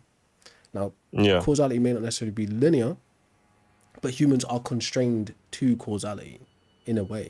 Right? So we can't act free of causality. So we can't have that type of free will. Now, making a choice, like I can, like for instance, this is like a sandbox or a free roam or open world game. It would appear that I can go anywhere on this map possible that I want to go, whether it's like a stupid corner or just That's like, free will, like off but a cliff. okay. No, that's a choice, right?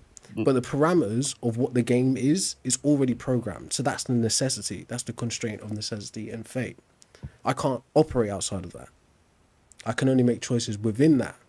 But those choices are also dictated by things that precede that. Okay? I'm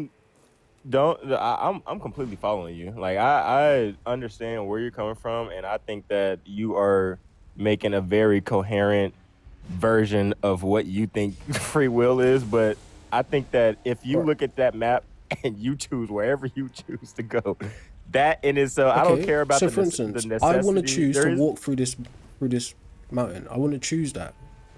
Can I choose Yeah. that? Yes, you're choosing to try and do that. The attempt can is the I? choice. But can I? That's the. It's not a you possibility. attempting- The attempt is the choice, Bro, there is my no man. attempt. That's the- There's the- no attempt because it's not a possibility. If you said in your head, "I want to walk through that wall," and you decide to do it, you're doing it. The No. attempt is you doing it. No, if no. You and okay. Analogy aside, wanting to do something, Actually, no. Let's use wanting your to do example. I got something you. and doing it I- are two different things. Sir, let's use your example. I got you. Okay. So let's say walking through that wall, right, is free will, right? if I really wanted to walk through that wall, I could literally break that game, hack it, and try and walk through the wall in order to. That's free will, though. Don't laugh No. because that's legit free will. If I No, wanted so to go I through the understand wall, what you're trying to I say. could Yeah, hack. as a map maker, as someone who's able to program games, but guess what? A programmer has limitations of what he can do when he's programming. Also, It don't. You adding so all this extra shit. no, That's free you will, were bro. adding extra shit about hacking the game to go through the wall. That's what I'm trying to say to you. Even the programmer of the game, That's the free will, bro. even the programmer of the game is constrained by certain rules, right? Even if you believed in a god would be constrained by certain rules, okay? So there's all the way up the chain, all the way down the chain. There is no stepping outside of the chain. That is the necessity. That is the fate. You can make choices within that, which is known as compatibilism. Okay. Or you can Let me- feel let me- comfortable with the belief that you're making choices, but there is no true stepping out and making the choices. Okay? Well, I think You that can I think believe that's what you how, want. But back to the That's main how point. laws were made, bro. No, laws were like- made about morality, around morality. Okay, Exactly. that's There's morality. prescriptive. Laws are There prescriptive. is morality Okay. because people had the free will to No, this is not true. to do. I don't even want to say like mess up stuff because we're on TikTok. I understand so, what you mean, but this you know, is, this but is you also can, not you have true. the free will to do whatever the fuck you want. You know. This is not true. And- This is a philosophical belief. It's a view. It's an ideal, but it's not a reality. Okay, our laws are as much responsive and reactive as anything else in this reality. Our laws are not descriptive laws. They're prescriptive laws. That means they say this is what one ought do, what one ought not do. But in order to come up with that law, you have to either be able to predict that that thing will happen, or it has to have already happened. Okay. It's Nah, this it's got to be like reactionary. UK brain or something, bro. Because there ain't no way, bro. Okay. I'm not trying to Anyways, be offensive. I'm really just talking it's shit. fine, I'm but let's sorry. go back to the main point, right? Your view was one of the reasons why smoking should be banned is because people have free will and they can do whatever they want, right? And I asked you to Yes. demonstrate how that's possible. And do you really think that's true, that people should be allowed to do whatever they want? I think that people should be able to do what they want under regulations, like See, free will so not whatever in a they want, controlled then. environment. So not whatever they want then. No, yes, I think you should be able to do like So even you, so if you already agree to restrictions. You're just saying here's where you currently stop. yes. So you agree with kind of what I'm saying. You just haven't had good reasons to go the full way yet. For instance, to have freedom, like to be able to do something, you need constraints, right? One of the, I think his name was John Stuart Mill, he laid out in order to have freedom, it must be illegal to sell yourself into slavery, because this would prevent and prohibit future freedoms, right? So even freedom, the idea of will and doing what you want, has to have limits and parameters. So you agree that thing, you can't just do whatever you want. So now what's left to discuss is why do you think that you should be able to do this thing? Yeah. I mean, I'm following you. I'm following you on that, but but when it comes to smoking, I think that you should have the ability to have the free will, because you should, if you have the ability to have the free will, I know what you're saying. The free will is the choice. If you wake up tomorrow and say that you want to do some crime and it's illegal, then you should have the free will to go up and do that, and the cops should have the free will to go and arrest your dumb ass. Yeah, but that's not how it actually works. For example, right, if there are 1.3 billion smokers in the world and 80% of those smokers start smoking before 20 and are chemically dependent before the age of 18, that means they're not making conscious free will choices as adults. Their choices are being coerced. They're being manipulated as children. Okay, just as you start Okay, yes, smoking as a child, and everyone else probably Okay, starts I- smoking as a child, right? So whatever I agree. whatever rights that would have been afforded to you through this view of like liberal ideology have already been snatched from you before you were old enough to interpret those rights or exercise those rights. They've already been robbed from you. So your freedom is it's basically been captured by you being enslaved to the drug or the nicotine or whatever as a child, right? That's like the example I gave you. In order to have freedom, future freedoms, you can't sell current freedom. Yeah. So No, that's true. But even in that in that example, because I love using people's examples, honestly. It'd be the best way to use something. even in that example, if when you become the age, when you make the conscious decision, and when you're like, oh, I want to wake up and smoke, that is the free will. No matter, No. even if I saw my parents smoking every day and I started smoking since 12, when you become at least 18 to Right. 25 and you wake up and you're like, at a certain No, point, this you're is- like, damn, this is untrue. like, I don't like smoking. This is untrue. Or you're going to be like, oh, I like smoking. That choice, or what appears to you as like a contingent choice, isn't something you made. That was a choice that was made for you leading up to that event. Okay? An example see of what this you're is, saying, right? bro. Example of this. You didn't choose to be born as Jeff. Jeff was put Yeah. together by his parents, and at some point in Jeff's development, he gained consciousness. Okay? Yeah. And when Jeff gained consciousness, he became an active observer or an active participant in life. But majority of his life was observing things that happened to bring Jeff to where he is today. So at the point where Yep. Jeff thinks he's making a choice that today I'm going to smoke weed, it was a bunch of things that led up to that point that coerced Jeff onto that path. Okay? So Right. you're not making a free will choice to smoke weed, especially if you're making that choice before your brain is fully developed. Okay? The free Yeah. will idea is a political view and a philosophical view, not a biological reality. Okay? Do you believe in, you're an atheist, I'm assuming. I guess. I don't know. I don't know. So I'm not trying to put words in your mouth, bro. So Yeah, I'll take that. More of an agnostic atheist, but I'll take it. agnostic. Cause you sound like with that type of mindset, like you just make it sound like life is just you make it sound like it's like I don't see how you cannot believe in God and then you're just talking about like free will and you're talking about there's no free will, you're destined, or you're either destined, fate is what you say. It's either fate or you're raised to. You're basically saying that no matter what, by the time you turn whatever your parents raised you to be a fuck up, you're a fuck up no matter what. No, And I didn't say in that. your I definition, didn't say that. you have no choice to be a great guy because if you fucked up since birth, you're Yeah. just gonna be a fuck up. Although I didn't say that, that's like a really like terrible straw, man. It's kind of true. But what you get to do in life is you get to make things meaningful, regardless of the reality. That's the free will. That's right? not You really just free will. described free will. No, it's not really free That's will. the free will, bro. It's not free will, right? But you can feel like that. This is the compatibilist view. It's you know very well, yet still it's deep, but it's not that deep, right? You know very well there's nothing you can do about all of this thing, but you can at some point. I know it sounds like cliche in terms of language that I have to use, right? At some point you can make a choice to be like, hey, I know I can't do anything about this, so I can be happy with the outcomes and just learn what I can from it, or I can be upset about the outcomes. But that same I that is you that's observing isn't actually in control of any of it. It's just you're just a witness reacting to it. Okay? I'm not saying you have to believe that either, because what I'm telling you is also philosophical. But biologically, choices are made before you even know them, before you can even understand them. Okay? And I'm saying the fact that you believe in that, it is so crazy that you're an agnostic. Because how the fuck can you? Where is that choice coming from?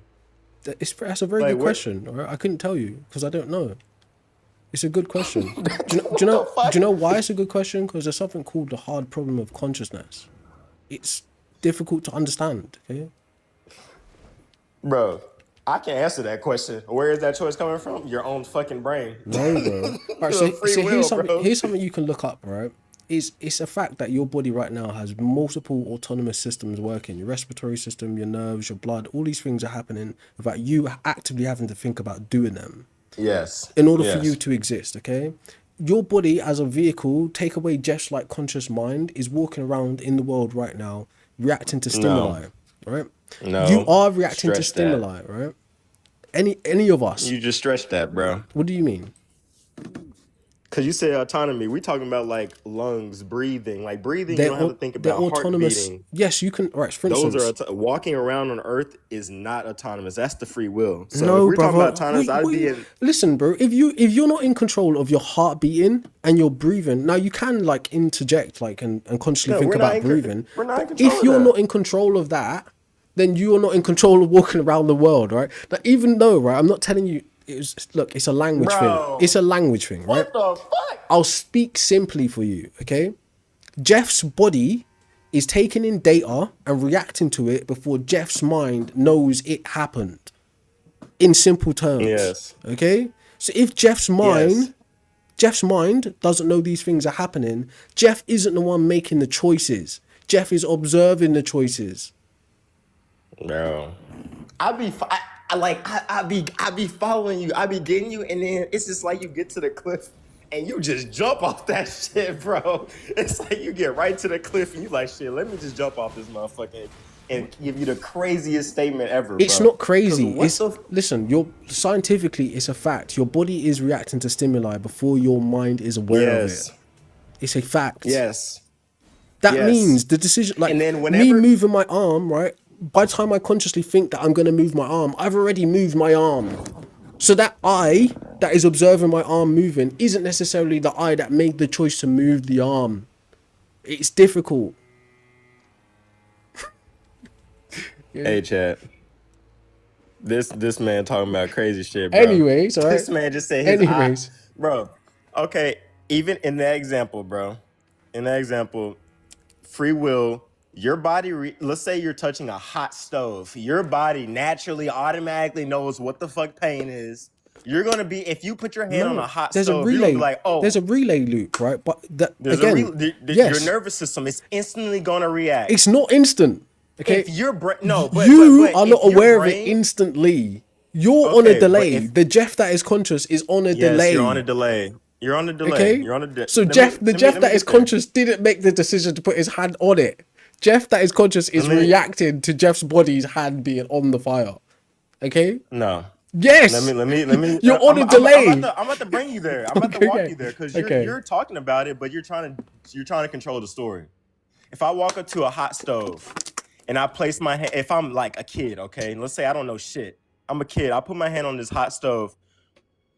Me putting my hand on a hot stove, once my body reacts to that hotness, if I choose to keep my hand on the stove or remove it, that is the free will. Some kids will fuck up their hand for life and keep their hand on the stove. That isn't Some free kids will. will remove their hand off the stove. That is a choice, right? You're conflating them. That is a choice. When you make that choice is not a free will. It's not free will. Choice is not synonymous with free will. Free will entails various choices that a normal man cannot make. But choice isn't the same as free will. Okay? If you have the freedom to make the choice, yes, it is. All right, look, I understand that's your belief, and it's going to be very difficult to unearth that in this conversation. But back to the main point. But yeah, I'm about to say back to even in that sense, let's take that example, the hot hand, the hot stove. If I place a fucking cigarette or a blunt or something in front of you, and you choose to pick that blunt up, I think that you should have the free will to shoot that. And if fucking smoking makes you a bad driver or something and you cause a wreck, I think that you should be like DUI or whatever, you know? Like I think that you should be able to smoke and you should have the punishment. Like you should have both. It's not just completely banned. All right, so let's zoom out, right? Let's pretend that we're parents now, yeah? We've got a child, like it's a baby, it's a toddler, and it's just on the floor and it's roaming around. But us as parents, we left guns on the floor, we left needles on the floor, we left bombs, we left diseases on the floor. Now the child walks up to those and interacts with them, right? Then we have the goal to come behind the child and say, you're bad for doing that. I'm going to punish you for doing that. When we left it on the floor with the child, are we not in the wrong? Yes, we're in the wrong. Yeah. So what is the point in saying that you have this free will to destroy yourself and destroy others and then punish you for doing it? What is the point in that when I could just safeguard you from doing that in the first place? Because I think that's how I think humans need fuck ups. Like you need that's how you form a person. Like you need positive reinforcements and negative reinforcements. Yes, you need all that in order to create who you are as a person. Humans crave solving problems. This is true, right? And they will even create calamity where there is none to solve the problem. But it's not necessary that you go through those problems, right? Wisdom is learning from other people's mistakes, not having to make it yourself to know that the fire is hot, right? That the smoke will kill you. Some people. Right? That the drug will destroy your brain. That is wisdom. Having to do it to find out is foolish. But if there are smart enough people around you, they will stop you from having to find out that way because they could tell you. You can't call that foolish because people genuinely, like some people can hear it from somebody and some people can have to actually experience it. It depends on Right. who you are. But it goes back to what the point is. If there's 1.3 billion smokers in the world and 80% of them start smoking before 20 and chemically dependent before 18, we as the adults, as the society, as the governing bodies or whatever, have a responsibility or a duty to care to that child, which is essentially on the floor with the stuff we left there. Okay? It's our responsibility to make sure they don't have to touch the fire, to make sure they don't have to take the drug. That's our fault. So what do? We safeguard them. You're like, nah, fuck them, fuck the kids, let them go and just take the drugs because their body, they can destroy it anyway, right? This is nonsense, right? Legally, it doesn't hold up. Philosophically, it doesn't hold up. Health outcomes, it doesn't hold up. Economically, it doesn't hold up. These are just things you have feelings about, which you haven't even examined. Why you think that? Yeah. No, I see what you're saying, and to that's actually a good point. That's actually a good point, and that's why I said the regulation. I agree with what's going on right now. I was assuming that you're like banned completely. I think that 18 is cool to me. I mean, because that's Why? that, What is that arbitrary number got to do with anything? it is an arbitrary number. Like it's just random. Like they just picked a number, right? You know, studies I are think showing that people aren't fully adults to around the age of 32. until 25. No, around Until when? 32. It's going up. Your brain isn't 32? Your brain isn't fully developed to around 25. But what is considered adulthood is slowly moving up and up. Society, because things like consent and like age where you can use drugs, these things are all societal constructs. They're not biological realities. In different countries and different cultures, it's different. Hence why we argue about morality and what one ought to do and what one ought not do. But biological realities is different, okay? So 18 is some arbitrary number that speaks to past archaic men and their thoughts on how society should be and what is okay and what is not. But it's not a biological reality. You shouldn't do the drug until you're past 25. And even then, you're not really safe, okay? Yeah. Look out for yourself. I there are think studies that that are you are suggesting safe. around 32 You're is now definitely the safe, age bro. of actual adult maturity. You become an adult around that age, okay? As I know it's hard to imagine because you think about time as this linear line where you should be like, should have a job at this age, should be married at this age. I know it's like typical social media bullshit, but these are societal norms, not biological realities, okay? The peak of your strength, the peak of your sexual virality, the peak of your intellectual capabilities. These things are informed biologically. They're also informed like socially, but biologically has nothing to do with, you know, Pakistan says 12 and Jamaica says 18 or whatever. That's all nonsense. Yeah. That's not real. Okay. No disrespect to Pakistan. I just threw that out there. I just threw that out there. I But, hear what you're saying. you know, that's all of that is made up. Right?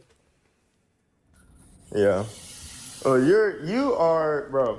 Honestly, I've been listening to this. I've been watching this TikTok live, scrolling past it for a minute, and I've always wanted to jump on it. And after talking with you, bro, you different, bro. Okay. But hey, I respect you for honestly. You're able to articulate yourself in a very coherent manner, and I respect that. But I completely disagree with you. And yeah, You didn't give a good that's it. reason why. I though, have right? to go though. I have to get my hair braided, bro. You leaned But- on some libertarian ideas that you probably have never thought about. Right? But shit. No, I see what you're saying, but I think we just view differently. Because if you ask me, I wish that we could walk around. This is just me personally. Like, I think that we should walk around governlessly. I think that everyone should have their own. Like, I think that if you come up, that's what Why? I'm saying. Like, yeah. I think Wait, that wait, if you right. come Before I up to say my that, house, do you think it should be in an anarchist type of government or governance? I wish, but it would be. Or do you just chaos. think Like, no? It wouldn't be controlled. Oh, see, you don't know. You don't know ball. Then you don't really know, right? You're just saying stuff. Yeah, I am. You just yeah, saying No, stuff. You don't really know ball. it would end up terrible if that were to happen. Nah, you don't know who you're talking about. With all due respect, like I hardly know what I'm talking no, about. but- No. We're an Yeah, anarchist that's what I'm saying, like, commune. Anyways, but yeah, sorry. Finish your last point. Go for it. No. No, I was just saying that, like if you could have a free will, that's it. Like I wish that, you know, we have the society today and everyone comes here, like we just abandon laws and we come here with like almost barbaric, barbaric times. That would be hilarious. But society would It's never not work that like far that. from reality. If We are if we had a essentially conscious still living in barbarism. morality to do that, I wish that could be the case, but that's not.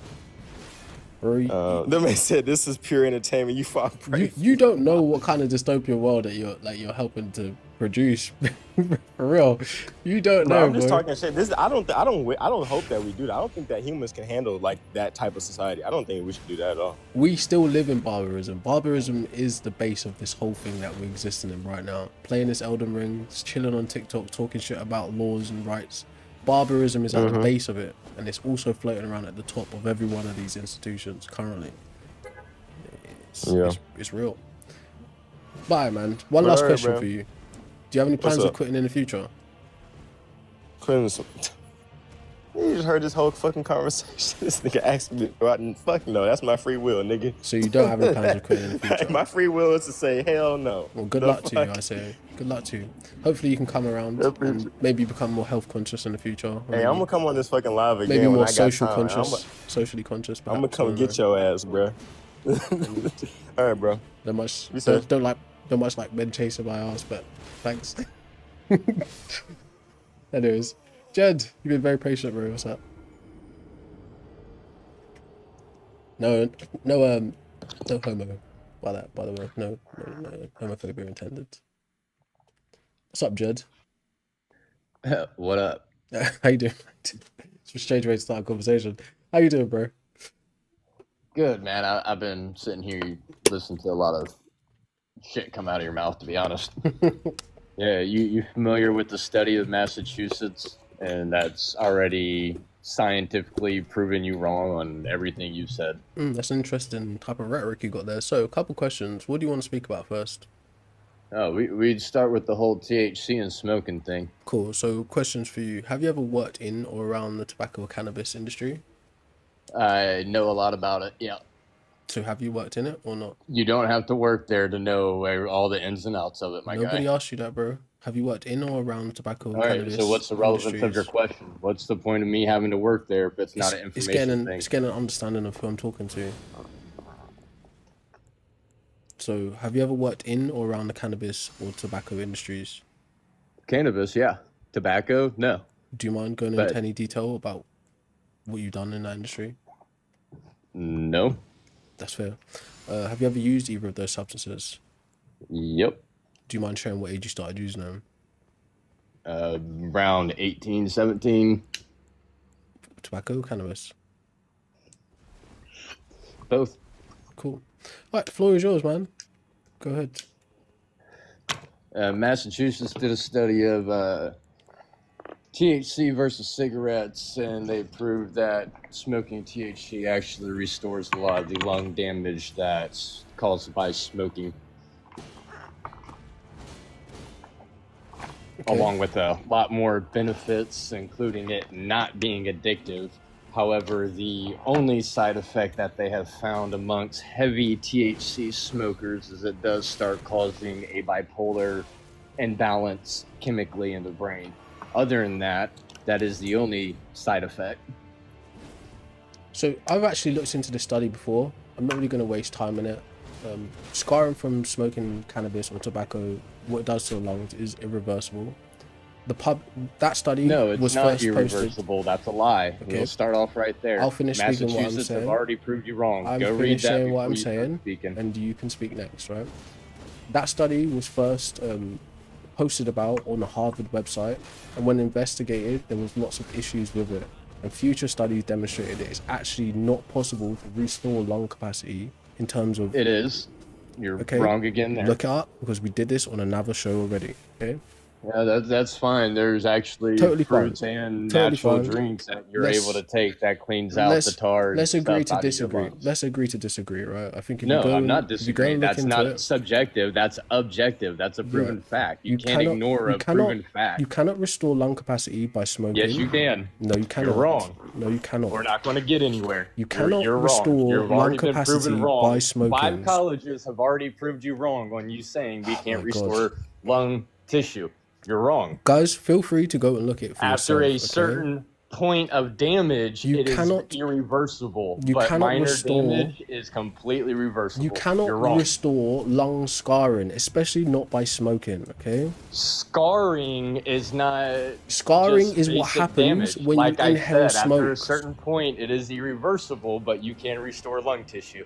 You cannot. Okay. Yes, you can. All right, fine. Anyways, You're wrong. Next point. Next point. You're okay? flat out wrong. I'm not wrong. Okay, go look into it for yourself. Yeah, you are, and we're not going to get anywhere because I'm not going to Bro, sit here I and don't- agree with your lie. All right, appreciate that. Cool. You're wrong. All right, so now that we got that out of the way, all right, what's your strongest point why smoking shouldn't be banned? What's your strongest point that it should be banned? The comes out. Name with the one pros. thing that's wrong with smoking other than your lung bullshit. It kills people. No, it don't. Yes, it Cars does. kill people more than cigarettes You do. are in a You river need to somewhere go look in up Africa the right now. statistics on Oh how many my people gosh. die from smoking. Oh yeah, And it's it about is 8 million people one a of year. the least It's 10. leading It's causes. bullshit. not It's even a 10% leading of all cause of mortality. death. It's 10% of all mortality in the world. No, every it's year. not. Yes, it is. No, Look, it's not. people, tap on your phones right That's- now and once look it again, up, that's a okay? bullshit statistic. Smoking is 10% of all mortality deaths in the world. No, it's 10%. not, dude. That's a bullshit Jed- statistic. Jed, we're not gonna have a conversation in this way, right? Not with you. I'm Keep gonna lying, ask you, buddy. what do I have to lie about? Cars, alcohol. There's so many mosquitoes kill more people Jed, than fucking Jed, cigarettes. are you dude. high right now, You're, brother? you're fucking lying, man. Are you high right now?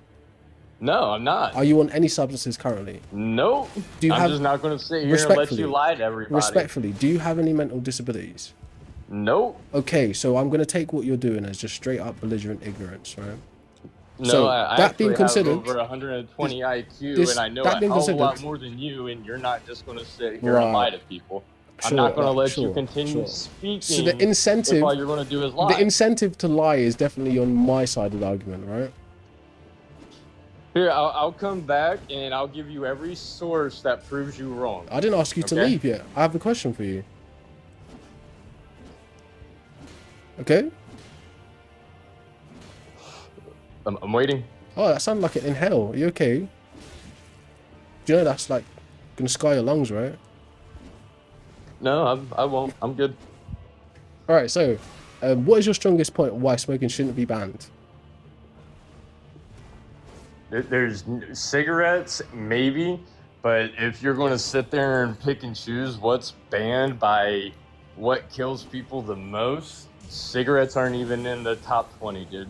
Yeah, that is a bullshit statistic. So, you're I'll trying ask to you give. again. 10% of all deaths in the world are by smoking. I'll ask you again. That's ridiculous. What is the strongest point that smoking shouldn't be banned?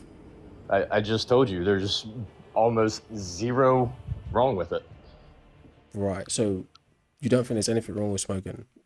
I didn't say that. I said there's almost zero consequences to smoking. Okay. So I'm gonna ask you one last THC, question. One last question. for Only you, Jed, thing right? that cigarettes do, Ooh, that's a lot that they you just will said. clog your arteries. They give you heart problems. They Mm. give you lungs.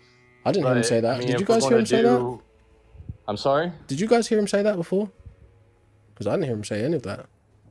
That's he said cigarettes. he said there's no Cigarettes do problems all with of smoking that. cigarettes. Pretty sure. Sorry, smoking in general. But anyways, right. All that nonsense aside, Jed, do you have any Yeah, plans that's of quitting in the basic future? knowledge. If you don't know cigarettes do all that, you Jed. might need to go back to school, my guy. Do you have any plans of quitting in the future, Jed? I didn't hear you. Do you have any plans of quitting in the future? I don't see a reason to. Okay. Good luck to you, my friend. Right? Thank you for coming up. Lord Yell. My guy.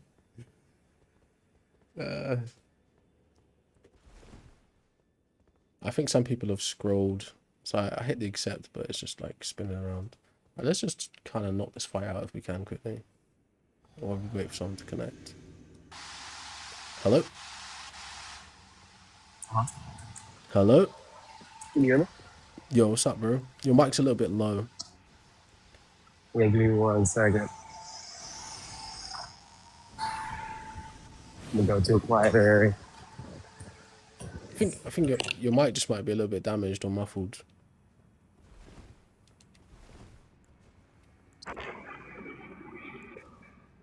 All right, yeah, I think I'm good now. Yeah, it's much How's it better. going? What's up, bro? Can I get a name? Is it Yaf? Yeah. Cool, nice to meet you, Yaf. You got like a hot Nice take, to meet an you. unpopular opinion, or you trying to talk about either of those two subjects? I kind of have a question on your stance on alcohol and nicotine smoking. Like, how do you feel So about that? that's kind of like the main topic, right? So I will answer that, no problem. But first things first, I'm gonna ask you a few questions, right? Have you ever worked in or around the tobacco or cannabis No. industries? Have you ever used either of those substances? Yeah, just cannabis. Do you mind sharing what age you started using them? Like 19? Cool. All right. So you asked me how do I feel about alcohol and what else? Sorry. Yeah. Do you think alcohol and smoking, as in cigarettes, should be banned as well? Yeah, I'm for banning alcohol because of the long-term health damage it does to people and how it disproportionately affects people on lower, poor incomes. Basically, I am, but that's kind of besides the point. What's the relevance of it?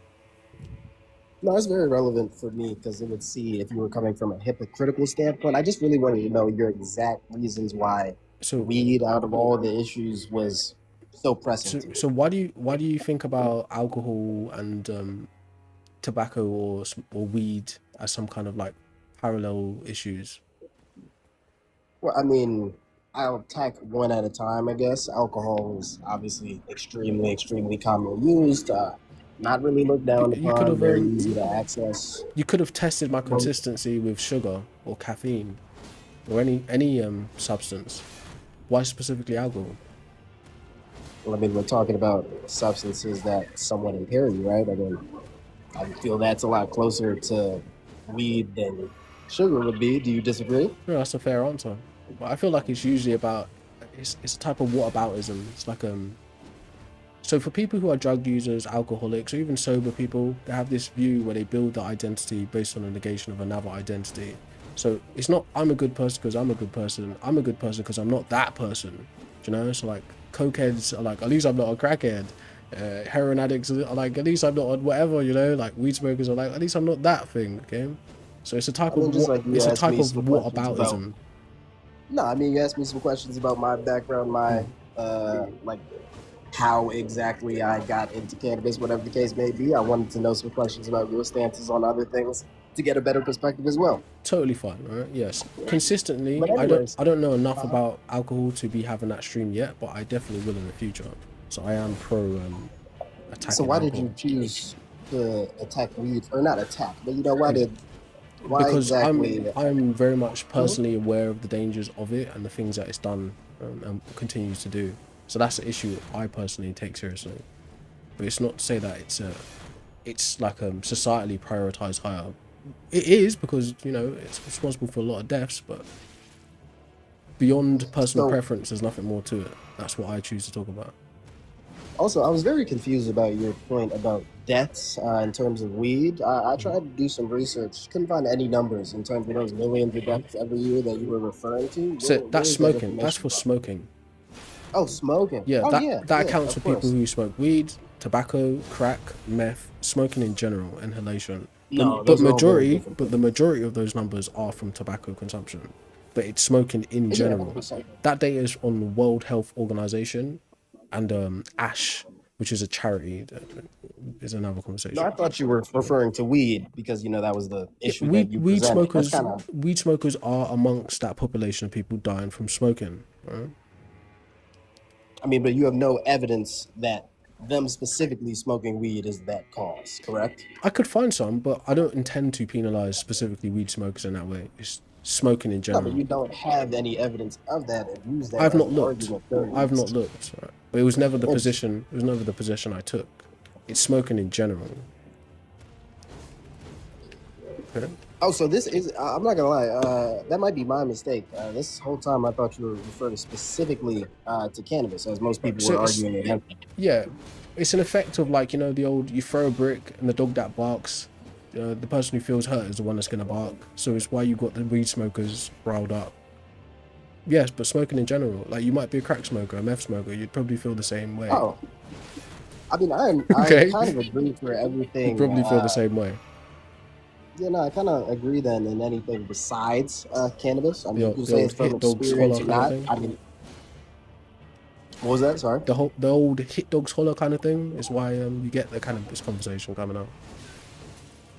Yeah, I mean, I feel like most people Hmm? don't really have an issue with smoking cigarettes being banned, as we've seen over a long-term scenario. The Yes, they health do. problems that can cause. Oh, you mean banning I cigarettes? mean, I haven't heard Right. So anything anyone argue about it. there's a lot of data Uh-huh. on what cannabis does to the brain and what it does to the respiratory system. Like your first interaction with cannabis can basically, if you're genetically predisposed to being to experiencing mental health issues, it heightens that. But also, your first interaction, because it's a psychoactive drug, puts you at a significantly higher risk of experiencing psychosis and other mental health disorders. But also, the first interaction on taking a psychoactive drug like cannabis raises your blood pressure and your heart rate, etc. So the immediate interaction with any kind of stimulant like that puts you at risks. So to compare the I mean, you're risks, talking about very, very, yeah, very specific cases where no, no, people it's have not very. a chemical That's imbalance where that can biologically happen. no, that's biologically across the board. That's objective, right? So anybody who is smoking weed, so in the human brain, you have a system called the Mhm. endocannabinoid system, or however it's described, right? Interacting with THC, which is in the cannabis plant, downregulates the dopamine production of of biological system in you. Okay, so that's an objective chemical reaction across the board with all users, unless you have like some specifically special anatomy. Okay, Yeah, so of course. that's objective. Okay, those effects, long term and short term, are detrimental. Okay, there's no two ways about it. But the way I mean, the it's not really, yeah, yeah. I'm not really arguing whether or not it has any detriment, because of course, I mean, weed can have some detriment to some people. The no, studies on don't say memory some loss, people. stuff like that. Don't say some people, right? It's objective to all people. When you say some people, you create this kind of exceptionalist type of view. It's like saying, hey, there's a woman that jumped out of a 13th floor story. She I hit the mean, you ground and quite she literally didn't said there die, were right? No, exceptions this is the just now. problem. This is the Yeah, problem but you did with though. saying some people. No, I said if Yeah. you've got history of mental illness, you're significantly more predisposed. No, But no, no. After that. you can still experience that, okay? Without the history of it or family history, okay? But the problem is when you start saying some people experience these side effects. Yes, someone could eat a Twinkie and experience side effects. Yes, individual cases. But what you're doing is you're creating this exception is the rule thing. So the people who get bad effects is something wrong with them. The people who get good effects, they're the norm. This is nonsense. Okay, this is not true. Okay. Now I do have a question actually. So have you studied exactly uh, how much these issues affect weed smokers later in life, such as the memory loss issues? No, How not in exactly depth. would No, you see that? I feel like that would be important if you were arguing against it. You would have to go into why those effects. I mean, of course, on paper, everyone can see slight memory loss is not good for it's anybody. not slight. But Memory loss I is mean, a it side is. effect. Memory loss is a side effect of weed, but that speaks to how the THC Is it interacts. extreme memory loss? It speaks to how the THC interacts with your cannabinoid system, and the development of your prefrontal cortex, which is responsible for executive functions, reasoning, and memories, impulse control, all these kinds of things. Not all of memories, but some systems that manage those things, right? So long-term brain like degradation, cannabis is up there, right? Whereas nicotine doesn't do that. Or at And least you we don't don't think it know it being does. banned until you reach the age of 21 is enough?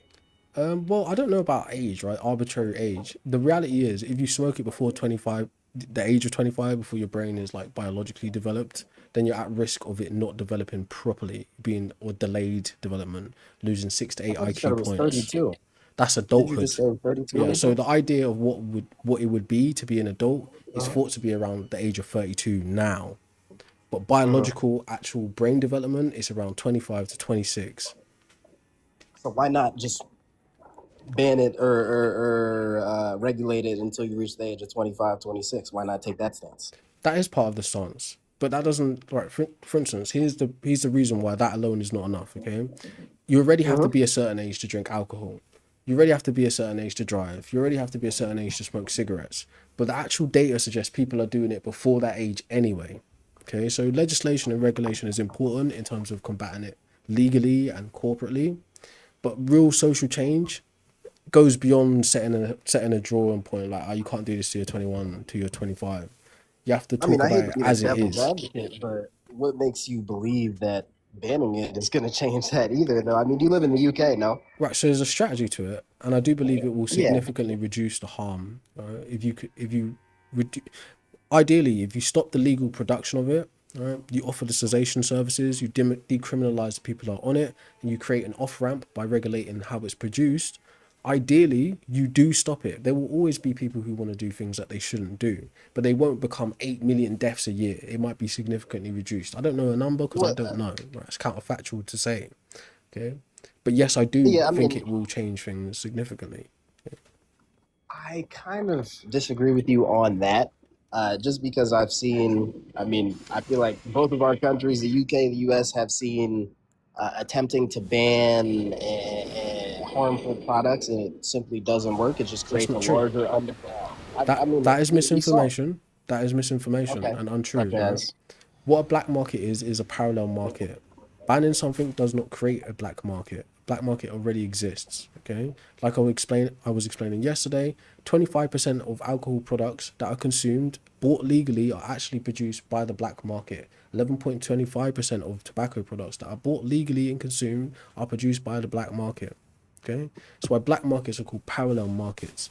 What you're repeating is old propaganda that was passed down from prohibition. Mostly that was fictionalized through movies and documentaries and media, but it's not the reality of how crime actually works. Okay, So you think that, or yeah, your do right stance now. is that That's your stance is that if weed was or smoking whatever was fully banned, we wouldn't have any issues when it comes to no, arrests. I mean, you no. don't. This isn't I don't know if true. you live in America I or don't not, think that. I don't think that, but and that's not my obviously in America stance. we have a very large problem when it comes to arrests that are based off marijuana possession. There's a lot of people who are in jail for Yeah, multiple years for having that. And don't you think that increasing the bans on that would kind of make that problem a so lot worse? Now I know you don't live in the U.S., so right. that standpoint might not be I something you understand think that. about. But No, there's a that waterfall effect or brother, waterfall listen, effect when it comes to what you need banning. to understand, right, is there's two Yeah. levels to that, right? One is the Uh huh. systematic prejudice that's not being addressed, why people are being disproportionately targeted, whether it was a cigarette, a hoodie, or just the hairstyle that they wear, right? That's a Uh systemic huh. issue on policing and racialization, both in I your feel like you country ignored some of that and when it in comes to my that 8 country, million right? number. So, but the next step to that is I never took the position that it should be criminalized, right? I explicitly said Yeah. in this strategy it would be decriminalized, so that Uh huh. mitigates that harm. Okay? So you want to decriminalize it, not ban it. Right, banning it ultimately it would be illegal but decriminalized. So if you're caught still So doing it, ban it without enforcing it. right, you wouldn't be able to go to jail for it. You would receive fines potentially or mandatory education, but you wouldn't go to jail for it. I mean, I don't see that being a very good method of banning them. If Yes, that's your goal, it's I not don't that think that's going to alone. stop you. It's not that alone, Huh? right? That's a prong. That's one of the ways. So right, so a lot of people have this idea about how the world works in these kinds of black and white solutions. You flick a switch and it Uh-huh. just does this. No, right? Things are far more complex and they need multiple working parts with them. So the strategy would be to decriminalize it but keep it illegal. Instead of policing it in terms of criminality, it would be civil. So you get fines, you get mandatory education, etc. Right? The next level of it is the regulation of the production to reduce the addictive quantity in the THC and in the nicotine. What this does is it helps the people who are currently addicted to it. It provides them an off ramp to get off of it. The next thing you do is you provide subsidized smoking cessation services, which allows for easier access to resources to get off of it. Okay, it looks like chewing gums, patches, other medications, therapies, and escape camps, educations, etc. Okay, and the last two things you do is you legislate like what will be happening in the UK with the Ash Act, Uh-huh. that it blocks younger people from ever legally accessing that market again. What that does is it safeguards kids, but it also attacks the corporate production of it directly, the production and the sale. So the law, what the legislation would state is anyone born after 2009 will never be able to legally buy it again. Then the last stage of the various prong attack or tactics would be to attack it socially by raising consciousness around it, demonstrating use cases, what it actually does, what the science says, what are the social outcomes, what are the economic outcomes, what are the health outcomes. You must do all these things in conjunction. There's no one miracle panacea that makes it illegal or makes it go out of society. You need to approach it from all these directions at the same time. Okay. No, I agree. I mean, I think that side has a waterfall effect, just like the what's the word I'm looking for? the effects of that are also going to have a waterfall effect too. On the other side, I just feel like, first of all, taxpayer dollars are going to be paying for all of that. You have to get the entire public to believe that smoking weed or smoking in general is a big enough issue that they need to pay more taxes or dedicate their tax dollars towards that doesn't really make sense to me anyway. Like feasibly, Oh, this just doesn't but it make does, sense to right? my head. It does, right? So it doesn't have to be just taxpayer dollars. The only thing that would be taxpayer dollars is what I mentioned in terms of the subsidization. But decent charities and philanthropists could actually fund that as well. Why I advocate for the subsidization of it is because of how we have our healthcare system working in the UK with the NHS. Okay, so it means it's free on it's free on treatment basically, but you pay in other ways through national insurance and tax, etc. Right? So you can address the like social ailment directly at the point of contact, but you pay for it in slower ways, right? Rather than insurance systems like in America and other things. Now, in terms of the taxpayer's dollar, you're already paying tax on the products that are killing you, and you're already paying tax by the healthcare system saving those people. I don't know the I mean, I stats. feel like it's I don't know the yeah. stats in your country, but in my country, we make £7 billion by taxing tobacco products. But it costs us £44 billion every year to look after those sick people and a loss in productivity. So money-wise, we're richer for it as a country if we pull it off. Individually, the household has more disposable income, so the people are richer for it also. Okay, so it's an upside economically, not a downside. Policing it also is reduced because it's no longer criminal. Court proceedings, etc. You wouldn't waste money there either. Okay. Yeah, I mean, I don't really know too much about England's infrastructure, so I can't really argue that on that point. And I feel like same thing. You don't know probably the specifics when it comes to the U.S. infrastructure as well, specifically on That's this right. point. So I mean, there's no point in me delving into that. Uh, But yeah, I mean, I kind of agree with your point on cigarettes because I mean, I feel like cigarettes, alcohol are a lot, or tobacco in general consumption are a lot more physically harmful to you than weed can do. Obviously, alcohol causes a lot more deaths as a direct result. Nicotine, smoking as well. I mean, obviously, the lung damage is. I mean, they've done studies on it for a very long time, so I don't disagree when it comes to that. I just don't feel like this specific cannabis part is as pressing of a But you're matter. I don't think it has as no, no, many. no. You must be aware that Yeah, cannabis is also damaging to the respiratory system. It might be a cleaner smoke if burned no, of purely, course it is, but but it also it damages happens the a respiratory lot less. system. No, no, I agree. Of course, I mean, there's a lot of things we do in life that can cause slight damages to our body, just like you Not said, slight, such as sugar grievous and salt. damage, like serious, irreversible damage. Yeah, I mean, if you drink a lot of sodas every single day, you're going to have irreversible damage as well. I don't think you should Yeah, ban sodas. but it's not Just comparative like, though. It's I not. mean, It's not I'm analogous. somebody. Well, I'm pretty familiar with cannabis smoking, and I know you smoke cannabis a lot less often, especially throughout the day, than you would any nicotine product, which is why you deal Perhaps with a you do. lot. No, it's. I mean, it's No, a fact. brother, that's Do people go that's through you. packs of That's you speaking packs? anecdotally. There are people who will smoke an Okay, ounce in a day or two, or even an hour or three. Right? I mean that's true. Just like you. That's you anecdotally. Okay, that's what you Okay, so I'll use use. your point in that it's a Right? cleaner smoke, and just I mean overall, just No, if you were to I don't smoke. know if that's No, true, okay. but I gave that as a caveat. I mean, I got it. I've done my own amount of research on the health effects of smoking, especially when I started smoking, just to see if it could have any real long term effects on my life if I was to be irresponsible with it. You are And I mean, irresponsible, respectfully. It's not a calculated I don't think that's decision right really. there. I don't think that's really respectful. I think anyone's irresponsible for drinking alcohol if that's the case. I would Do you agree agree? too. Yes, Do you think anyone that's above the yes. age of 21 is No, drinking no. alcohol, smoking There's not cigarettes, actually a good reason to do they're any of those irresponsible? things. Yes, this is true. This is a fact. They've been socially manipulated to think it's okay. But it's not responsible to do any of those things. It's silly.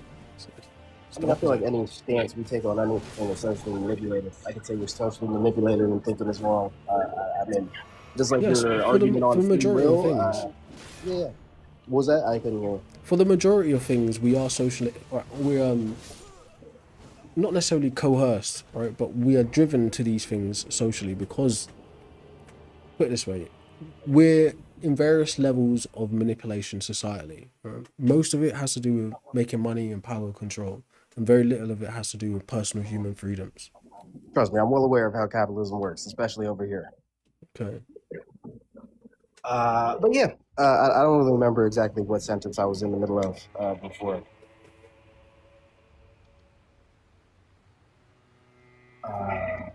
Yeah, I can't really remember. What was the point I was making before? I don't know, man. You might have I think you said I you might have wasn't. better control of that if you weren't smoking. Who's to say? I figured you were going to say something slick like that. I actually immediately knew you were going to say that. It Oh, was right interesting. before you said I was irresponsible. It was right before. You remember what you interrupted me Oh on? yes, you was making a Yeah. whataboutism. You was comparing it to alcohol and other things. Oh, yeah. I mean, I just know that those two things specifically cause a lot more bodily harm. Do you disagree with that? Potentially that's true, but I don't see Do a you think relevance of alcohol it. causes more deaths directly linked? Do you Yes, agree with I that? think that would be true too, but it's still not relevant. So whataboutism? So can whataboutism never be relevant in an argument? All right, so I'll give you an analogy why it's not relevant. In a debate setting, it would be what's called a red herring, right? But just in the normal person terms, you say you've got a sister or a wife, right? Let's just say you've got a wife. I say this respectfully, no offense intended, right? You go to your wife's workplace and you see your wife arguing with her boss, and the wife is explaining to the boss, I'm experiencing sexism at work, right? And the boss turns around and says to her, but yeah, like homophobia is worse, ageism is worse, racism is worse, right? Do you think your wife's boss saying that to her is going to help her resolve her problem with sexism? I mean, I see the point you're trying to make. We can just carry on to That something is what else. is meant when I say it's a whataboutism. Yeah, it's a distraction from the topic we're actually addressing. Yeah, I see the point you're making. We could just move on to something else. Okay. So yeah, I'll just go back to the basis of my argument. I don't feel like weed is detrimental enough to enough people to reason with your argument in terms of banning it completely. What is the standard you're using to say that? I mean, what standard are you using to say it's dangerous? The health effects, the direct The psychological damage, the economic impacts. People who are born in lower socioeconomic backgrounds are 3 to 4 times more likely to end up dependent on these substances, keeping them economically trapped because that disposable income is tied up in a drug addiction. The psychological effects, the developmental effects, the respiratory effects. Those are the parameters I'm using. What parameters are you using to say it's not?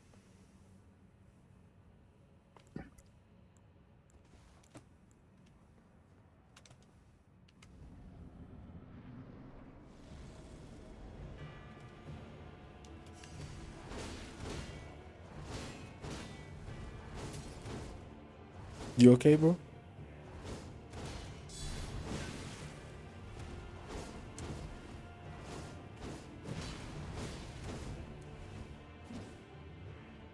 Oh, you muted yourself apparently.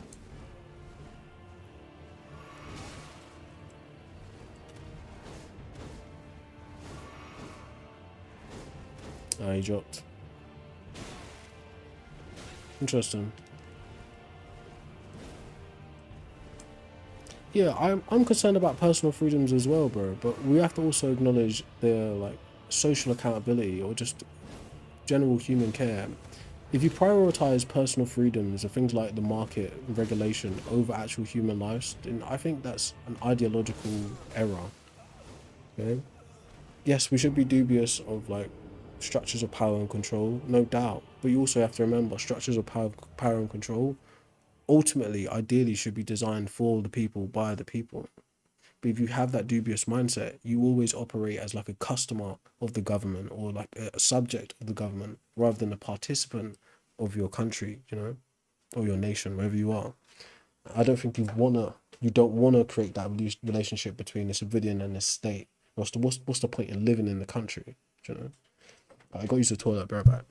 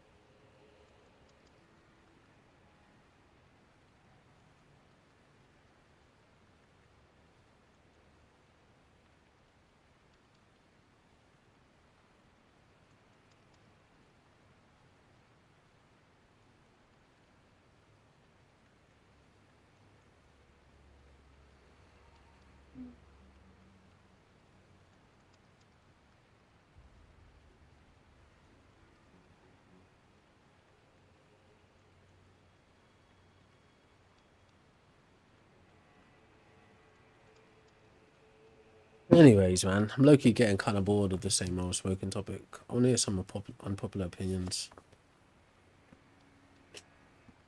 How about one that gets you jailed in the UK? I don't know. Pop up, deliver it.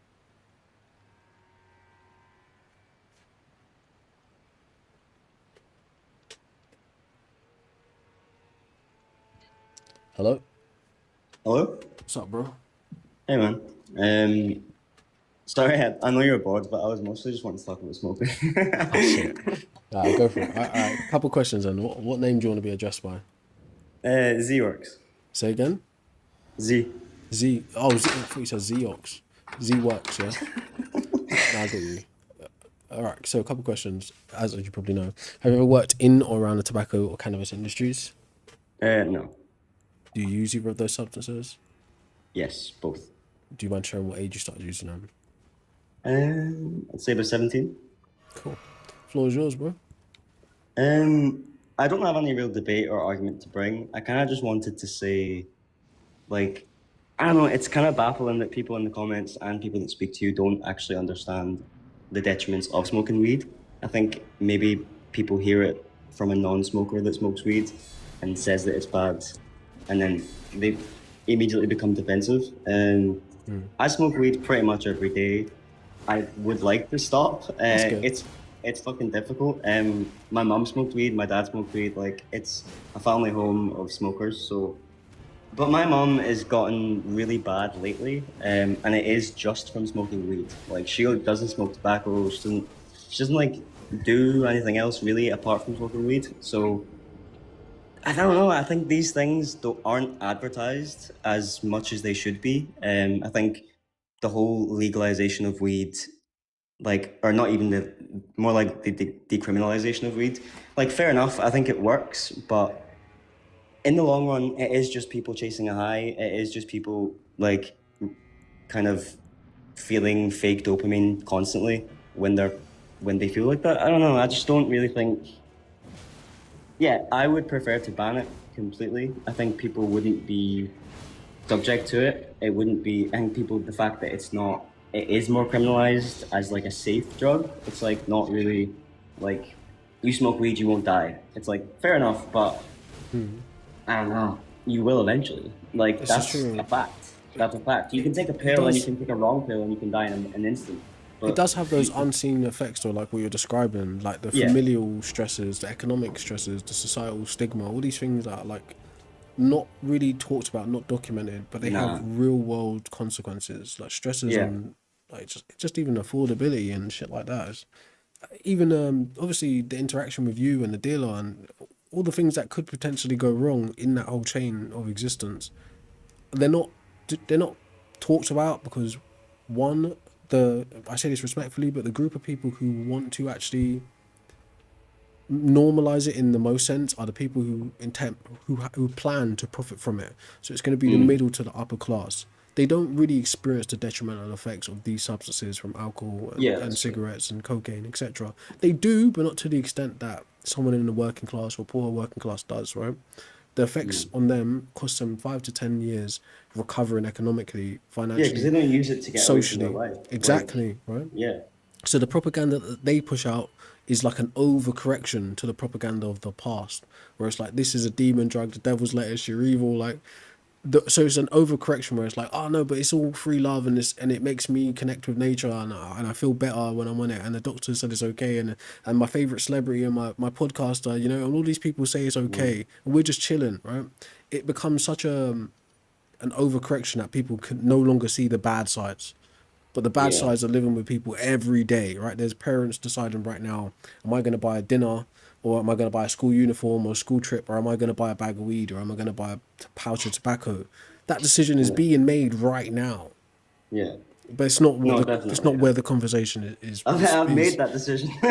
No, many people have. It's real and it's serious. And if I had a way to like formulate that into either words or like some kind of video or something to show people, this is the unseen part of it, right?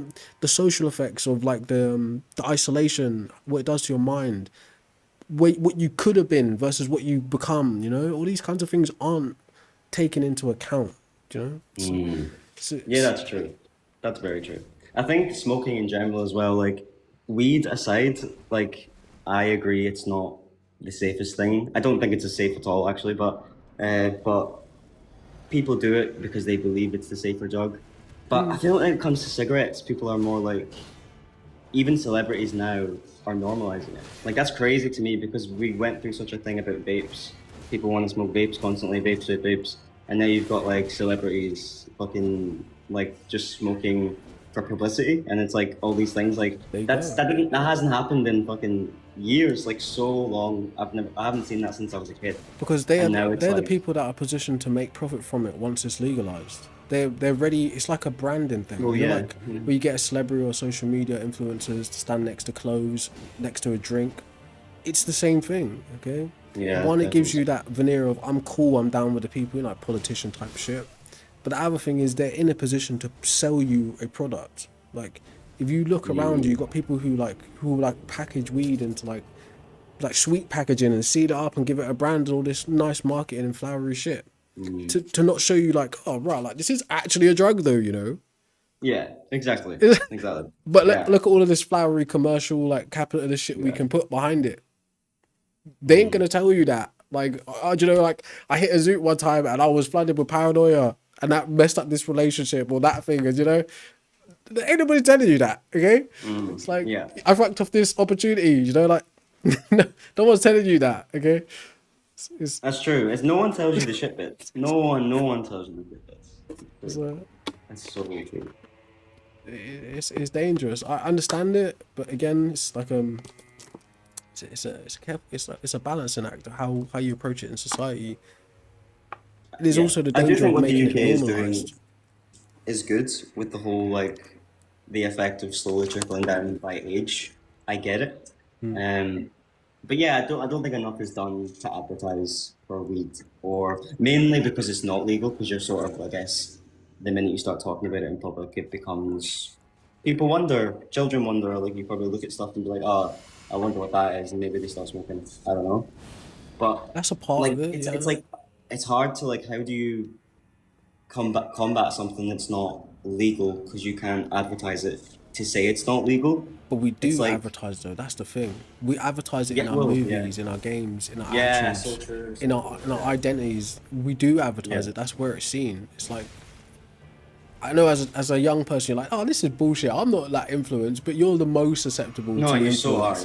Yeah, yeah, Like that's do true. you know what I mean? The moment you think you're past it, that's when it's got you. Do you know? I have a question. Have you ever smoked or Yeah, anything? Yeah. yeah. But Do I'm you? not speaking as a know nothing completely. You know? Right. Yeah. Okay. Yeah, I just wanted to see like your personal opinion, but not personal opinion, but personal experience, I guess. Like, Yeah. Like there's because it's a not. I don't see it coming from you as a judgment. It's. yeah. I don't think it. Yeah, I apologize if I do come across like that to some people. Sometimes you have to kind of stick it to people a little bit harsher to make them realize, you know, you are actually a drug addict, you know. But I'm not judging you 100%. because you're a drug 100%. addict. I'm just showing you that 100%. like you don't see you Yeah. like this, but other people Yeah. see you like this. Okay, And like weed smokers. we're If you all smoke fucked up weed like every that. day, you are a drug addict. You're a drug addict. Yeah, 100%. no doubt Like, about it. there's no denying it. Well, 100%. there is a lot of denial, but that's a Oh, part. That's a part yeah, of there's no. addiction, isn't it? It's a denial. Do you know? Yeah. But it's not my intention to attack people about what their identity is. My view is to help people. That if, I know it sounds cliche, but what would be achieved by berating you? It's like, you're the Yeah, people no, that need the help. 100%. Nothing would People be are in achieved. denial, and a lot of people do need a good talk, I guess, to be honest. Yeah. Yeah, it's look in the most human or the most humility I can perform, if you will, right? We all are fucked up in some ways and we can't see our own fuck ups. Sometimes other people have to show us it, or sometimes we have to get down the road and be able to look back at it. But we're all fuck ups in some way, right? So it's not like, you know, get them today, get them tomorrow, like get all the fuck ups out of here. No, like the point is to help people to safeguard them from having to become fuck ups, but also help the people come off of the fuck up road into a better Yeah. road, right?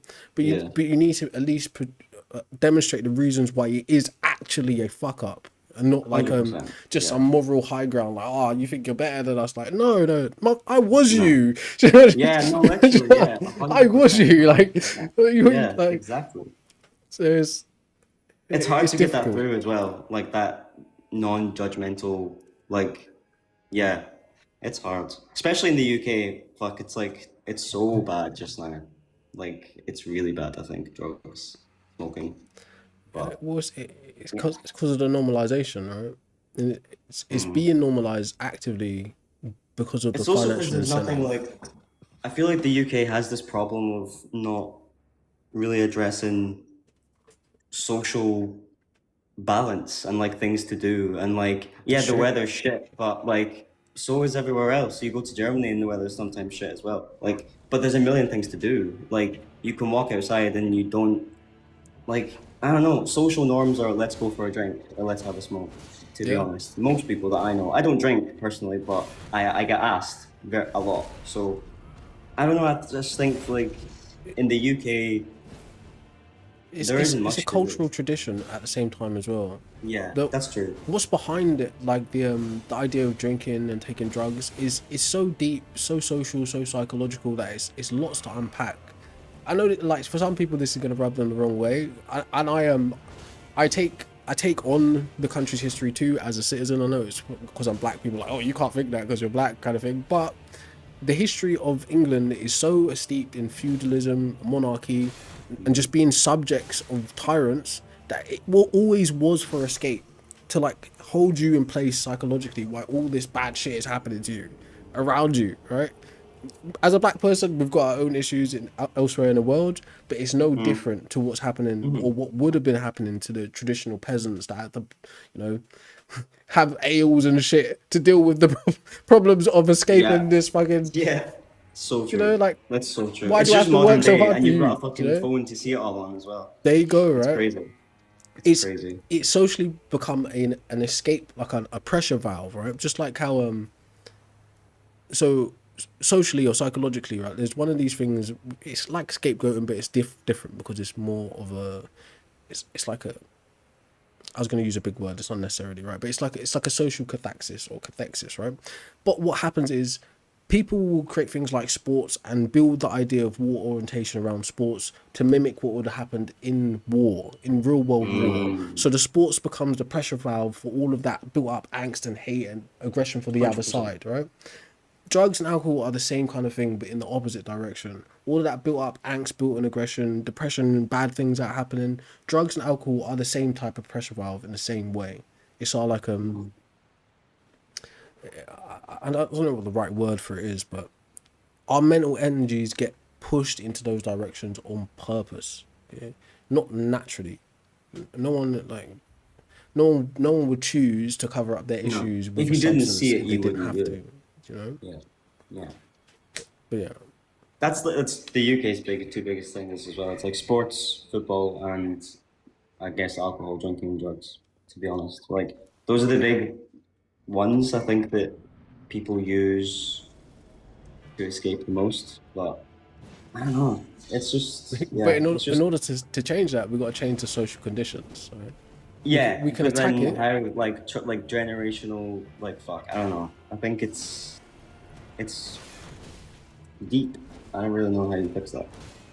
It's steps, bro. It's steps. It's first trying to get a good understanding of what the problem actually is, then try and trace it back, and then attack the various different things, the various different mechanisms, like what keeps you in poverty, what keeps you depressed, how does your mind actually work, what does the ideal society look like, these kinds of things.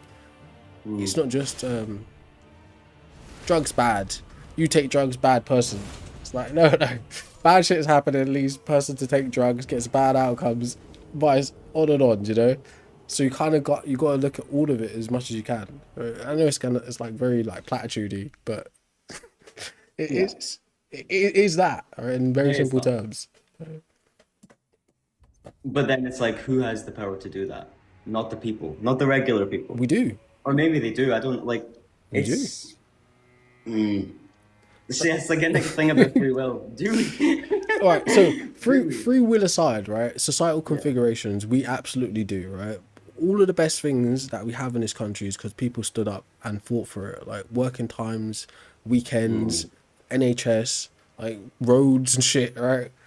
All of the best things, like, even though roads are fucked up, right? But all of the best things, of amongst the worst things, are there because people stood up and fought for them. So yeah, like, and it's not just our country. That's so That's true. everywhere. Like, I the guess best that's things that we have is because people fought for them. But also, the worst things that we have is because people fight for them. Okay. So yeah, you like gotta religion. know that there's opposition as well who's on the other side saying, no, fuck this, I want to sell tobacco, I want to smoke tobacco, I want your kids to be addicted to drugs, and I'm gonna fight for it. So you gotta be like, actually, I'm gonna fight you then, right? So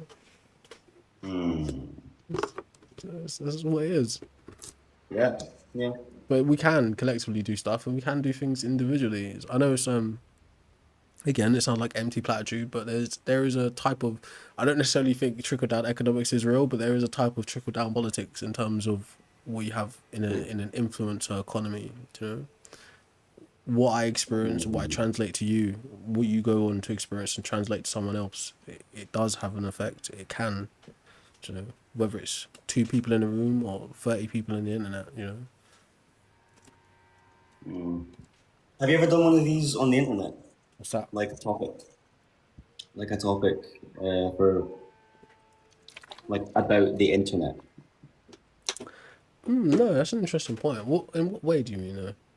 Like, well, there's plenty of bad, but like, there's also some good, I guess. But I think the internet in general, like, I read something the other day, being like, people like in schools and stuff, a lot of people learn now through screens and they learn through the internet, and apparently that just doesn't fucking work. Like, I think throughout history, human civilization only learns through other humans. That's fact. Well, I think, I don't know, I've read that. So yeah, I think it makes sense as well. In nature, humans are social beings. I guess you learn through other people, but now I think we're at a time where people's intelligence is lower than the generation before, which is actually a phenomenon because it's like every generation usually supersedes the next in intelligence in some sort of way. But I don't know. I don't know if that's like, quantifiable, right? fair enough. People Yeah, may be it's perceiving probably it in not. that way in some ways, but one of the most bait things that you can point out is how children are born internet ready or basically like technologically informed. Whereas our generation, we weren't born with it, but we had to adapt to it. Like the millennials Yeah. adapted the best to it, of like the splinter of kind of generation of the people before us and the people after us. We adapted the best to it, but the people being born now and like in the past like 2 decades, they're significantly more advanced. Like the view that, for instance, all of the talking that we try to do is to capture some like almost ethereal essence of what things mean. So we're looking for words and developing vocabulary to capture these Yeah. feelings and emotions that we really can't, right? But where it's viewed that it will go is a type of meme, right? So a picture captures so much information, you know, like the older pictures worth 1,000 words type of thing.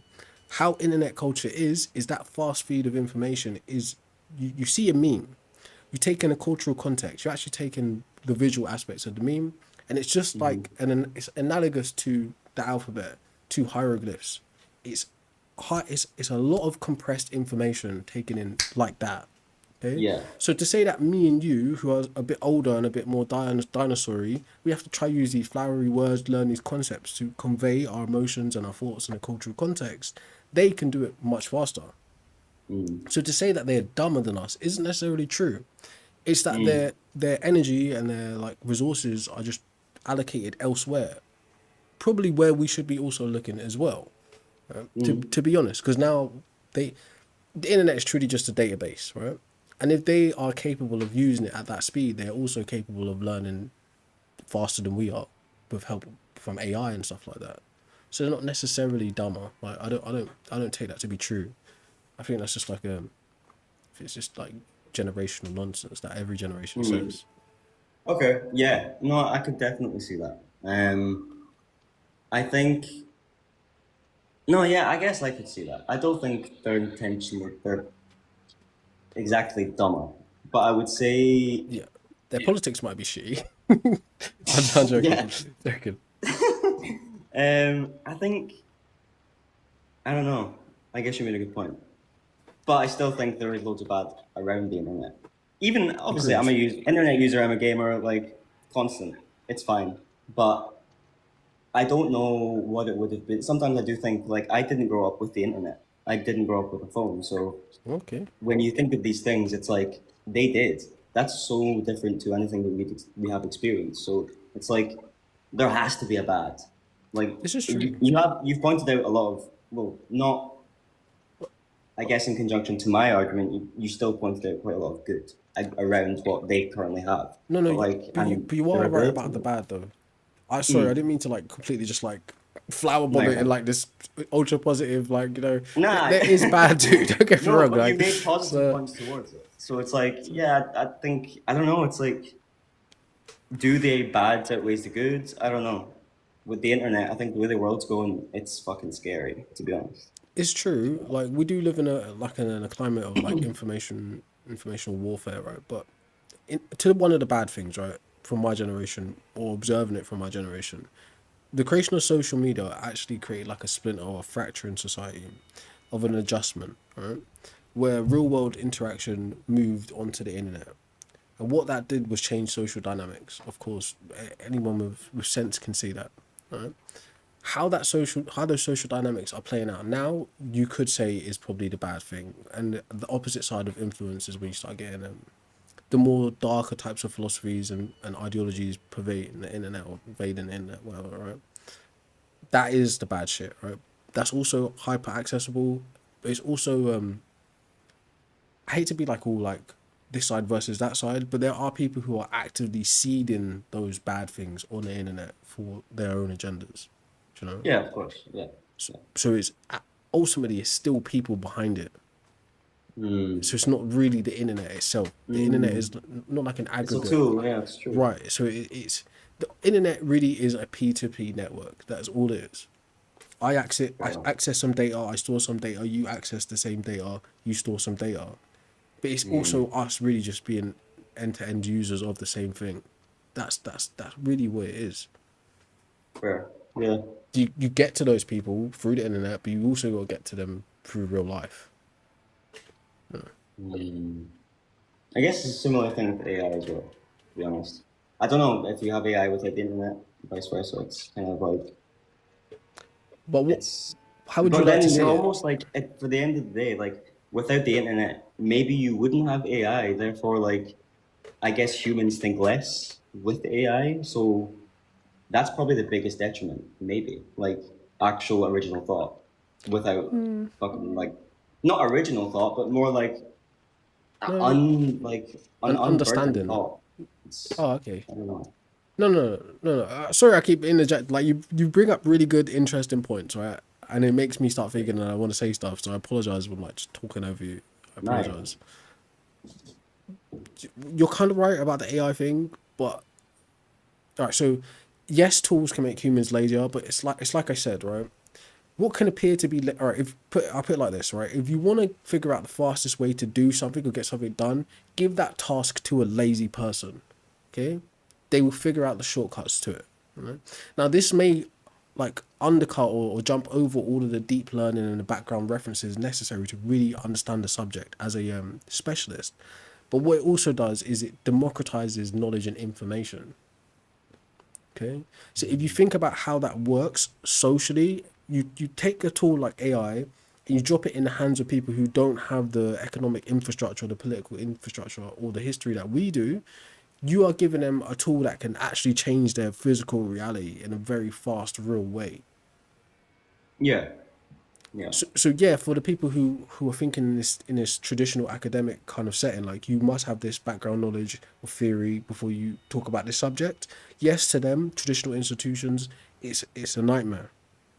But for the new generation who don't have that kind of history or are able to be detached from that history, it's a blessing. Because AI is the AI that we use are large language models, right? But what do? They access the data we already put out there. Yeah. And then they predict what you want from that data. So really what people are doing when they're using AI is just accessing the library and a library assistant. So yes, some people will be dickheads with their library card. but it still takes effort to use the library. You know, Yeah.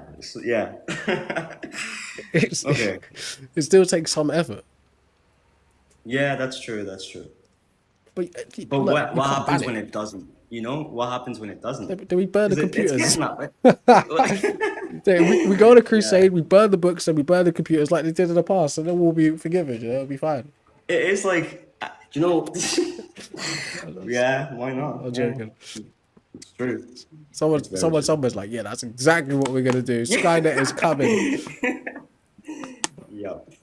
Um, you know, I think I was actually not having a conversation, but my brother said something about computers the other day, and he is, what would you see, 17? He's 17. And he doesn't know how to use a desktop computer.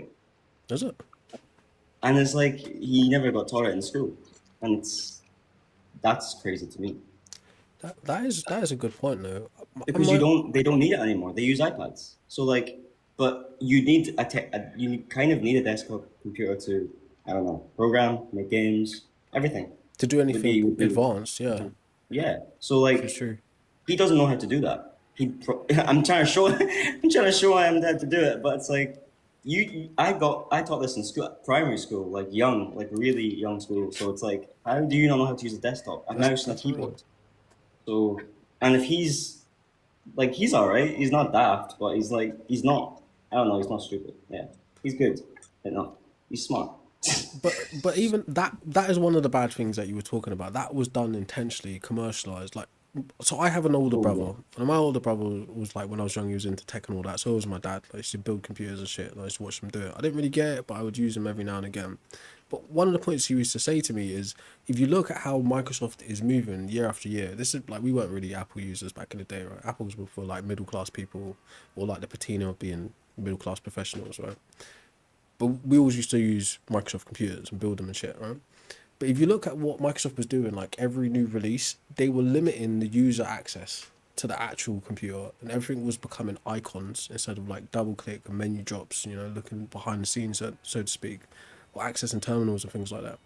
But that was done intentionally, right, as like a user interface thing to dumb down people and limit their access to the actual computer, which the more powerful computer, which is actually now in their pocket and in their house. That was done on purpose, right? So like, to create the iPad Kid, you have to make them realize, oh, this is just buttons and screens and pretty icon. Like, look, it's not like zeros and ones and codes and shit that you can change, right? Because the technology is dangerous if you know what you can do with it, right? It's not everyone is gonna be willing to be a hacker. I'm not personally. It's too much effort, right? But some people will. Okay, they'll be like, oh, what happens if I do this? And that creates problems commercially, politically. You know, in terms of if you look at the market for software, what it meant to get pirate software, and this is actually where we're going in the future again, because of shit like what Sony's doing and stuff.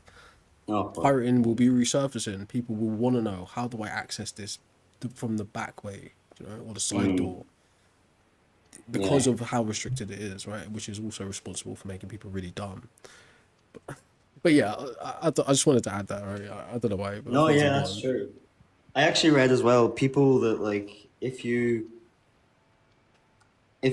purchasing a game doesn't mean you own it, then pirating a game isn't stealing. Yeah, it's That's like, right. I think that's true.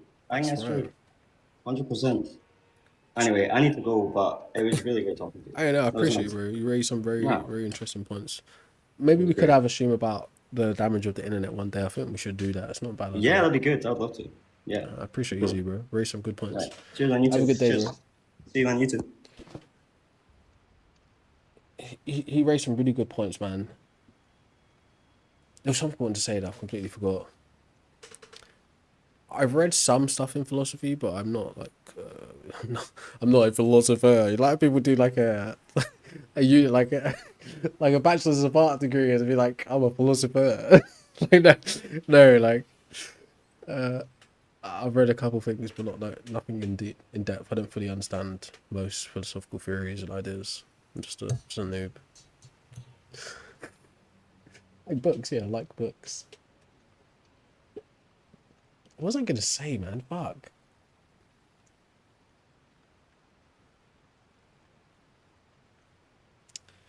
It's completely forgotten now.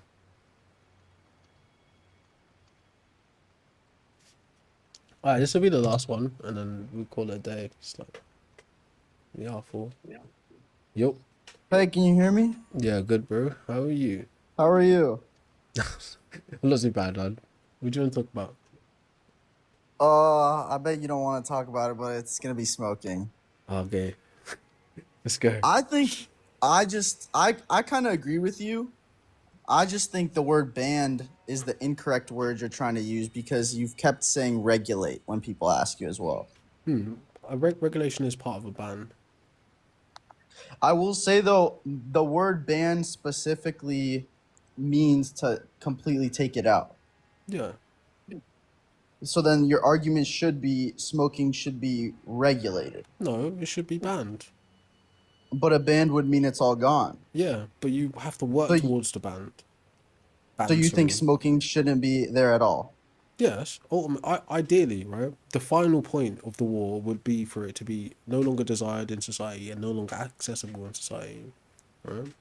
But the view, why I use the specific language of ban is because it invokes a certain level of emotion in people, obviously, okay? But realistically, that is the ideal. But regulation is a part of the tool to get the ban. Does that make sense? I agree. I just believe it should stay to a regulation because there are health benefits that you shouldn't be denying your citizens due to that. This is untrue, right? So since we're talking about smoking thing, right? I will address that, but the same questions apply, right? Have you ever worked in or around the tobacco or cannabis industries? No. Do you use either of those substances? I did, but I don't anymore. So I would say I'm pretty unbiased. That's cool, right? Do you mind sharing what age you started using them? 18. Cool. Right, so what you said about banning smoking and the health benefits of it, right? So you need to separate medicinal benefits of a plant from recreational smoking of that plant. I agree. The recreational smoking of that plant, the damage supersedes any kind of medical benefits you would get, right? So if you were serious about like really, looking for holistic remedies and things like this in your health, right? Your first port of call or first point of call wouldn't be to smoke it. Okay, you'd go find out which is the best type of version of it to get, mix it down, extract some oils, do what you can do with it without damaging your respiratory system. Okay, people like to conflate the medicinal properties with recreational smoking. They use it as an excuse. It's called blurring the lines, right, or muddying the waters. But there's a clear separation. Okay. How is there a clear separation? Because that could be a method that is either preference for the patient, or I've had people that I know that, like my mom, she is personally heavy against drugs, but she was prescribed edibles and she had to take them, and they actually made her more sick, and smoking was the only thing that helped her.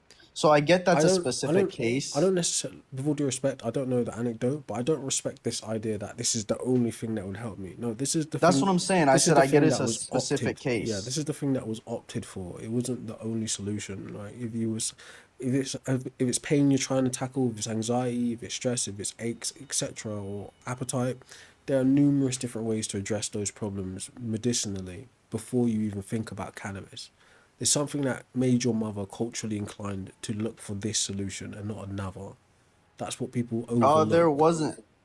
It was one of a last resort for her because, like I said, she's very against it. But I don't want to use that anecdote like you said, because then it could just be saying like, oh, it's just one case. No, I'm more I thinking understand about this. if you're talking about banning something, you're talking about the government, and realistically, the government's job is to protect and help its citizens. But It's if one of it the jobs, completely, but by banning something completely, you would be restricting some of your liberties. And as a Yeah. government, like as a politician, anyone who's a lawmaker, their job is also to grant more rights if needed, to not restrict rights. So they're So willing to that's give a you more. political view. That's not a fact about how governments work, right? Because governments are what's called That's political configurations, or social configurations, right, or governing configurations, and they vary country to country, time to time, politician to politician, okay, party to party. There is no one set standard on what a government should do and shouldn't do. So when you're talking about liberty and upholding those things, that's a political ideology that you believe in. That being said, I don't believe in that. well, which you're espousing anyways, right? That being said, right, the government's job is to safeguard and look after the people, but the government is supposed to be an expression of the people's will. It speaks to my ideology on how government should be, right? Not necessarily what they must be. But that being said, the government has put up, or the people have required the government to put certain safeguards in play for multiple different things all throughout the history of human society, okay?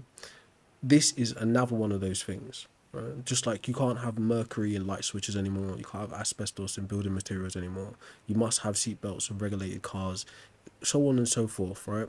Types of things that could be in food and not in food anymore. These are also regulations. Now, if your argument is about the liberties of the person to choose the poison, to choose the asbestos, to choose the silver, to choose the mercury, that's an incorrect argument. You're arguing for the liberty of the market to sell that to the person, not the person's choice or ability to choose. That's a different thing. Okay. No, I was saying that as a government official, if you're making laws, considering you work for the people because you're being paid by the people, you are looking not to restrict things that you shouldn't just because they're so. I guess I'm having a hard time explaining this, but if I'm making a law, I can't over restrict. I'm going to look to under restrict, because if I take the people's rights, that's where you become almost to like a communist, to where you have no rights. No, you're, with all due respect, right? I have a lot to learn politically, but you also have a lot to learn politically. That's not respectful then. Just be respectful. Of course that's respectful. I'm not sure how you interpret that, but anyways, right? Just speak with knowledge. Don't try to attack the argument. Governments, right, or politicians, they're not lawmakers in that sense, okay? They are. They're part of the system. They're part of the process of making the law. They are But considered the lawmakers. what our laws are for are called oughts, basically. They're prescriptive laws that lay out what one ought do and what one ought not do. Through the history of justice systems, people have voted for laws and legislations that are good and bad. Some laws that still exist today are absolutely stupid and ridiculous. So this is why people lobby against getting them changed. And some are absolutely excellent, right? Some pieces of legislation protect people. Basically, laws are supposed to uphold the integrity and the safety of the citizens, ideally.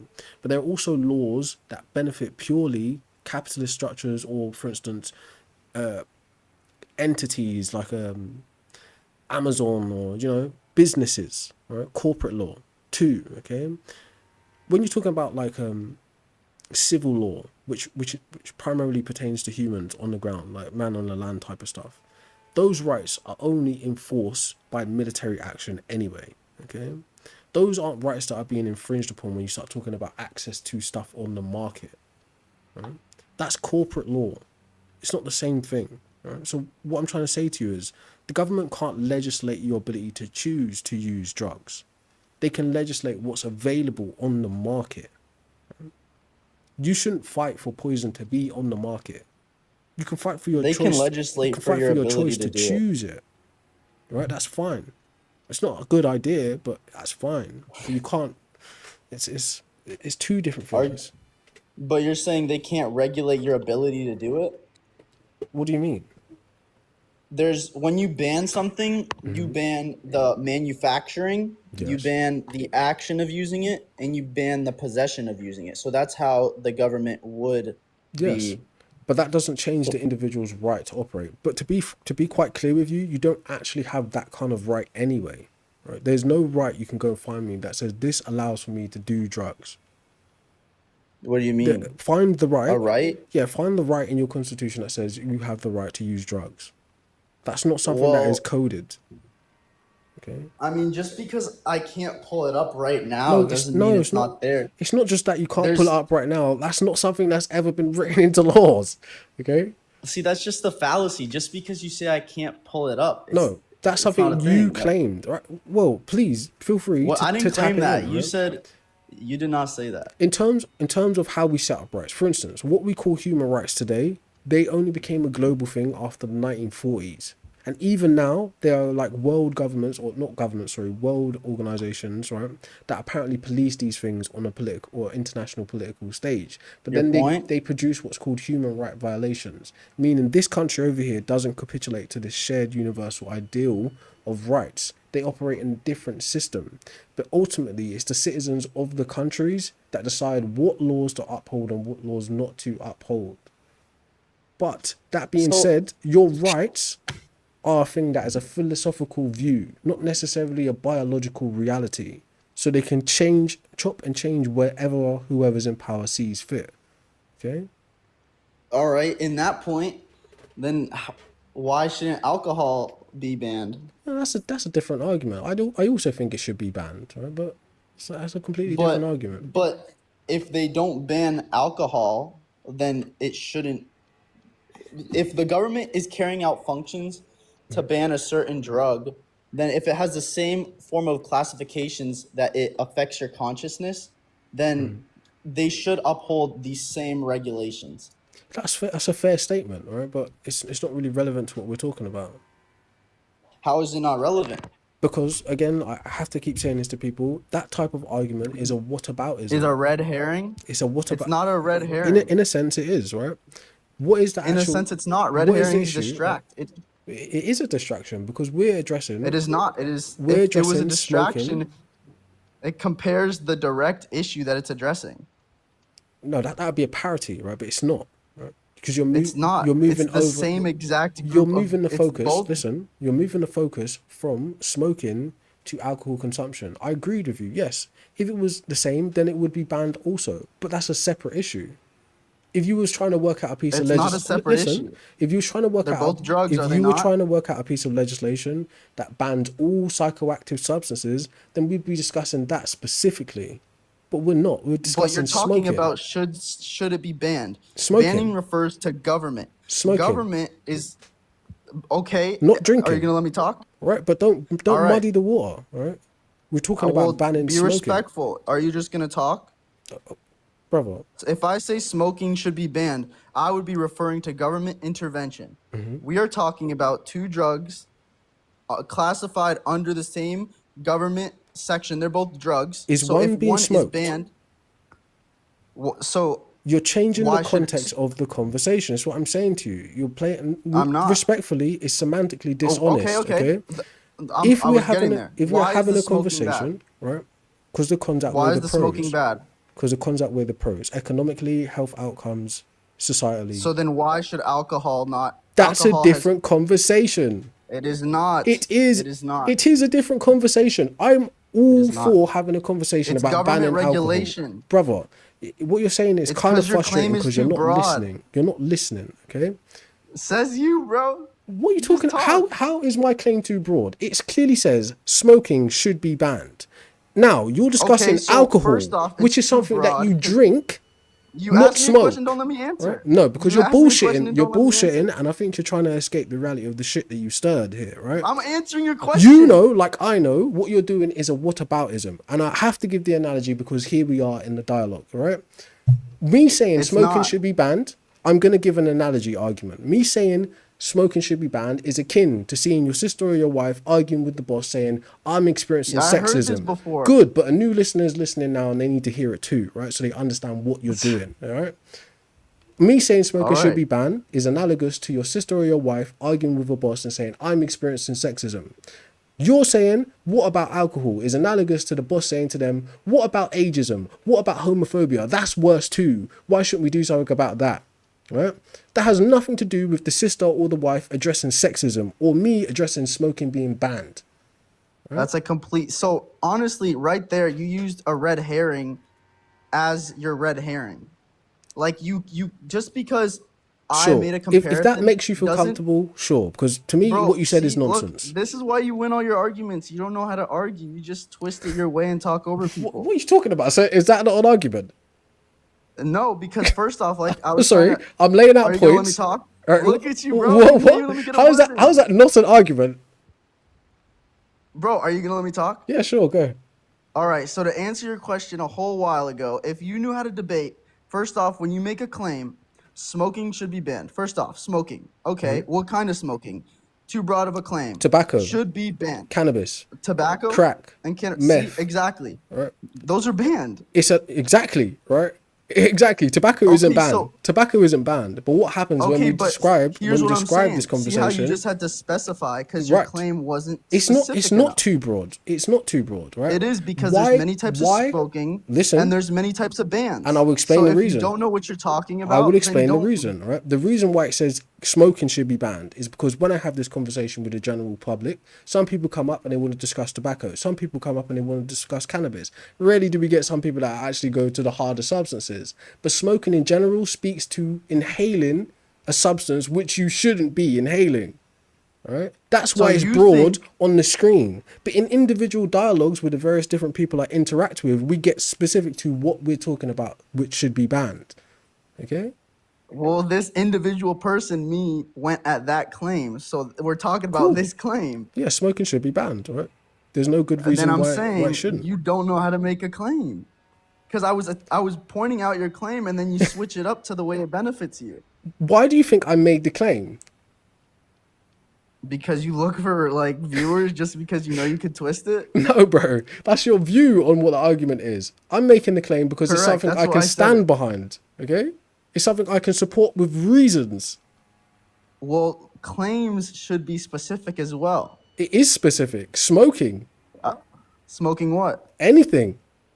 It's harmful to the Anything. human body. The respiratory system, you you should shouldn't be be smoking. Now, if you want to change the And- context of the word smoking, like smoking meat, then that's a different context, which we could also talk about, right?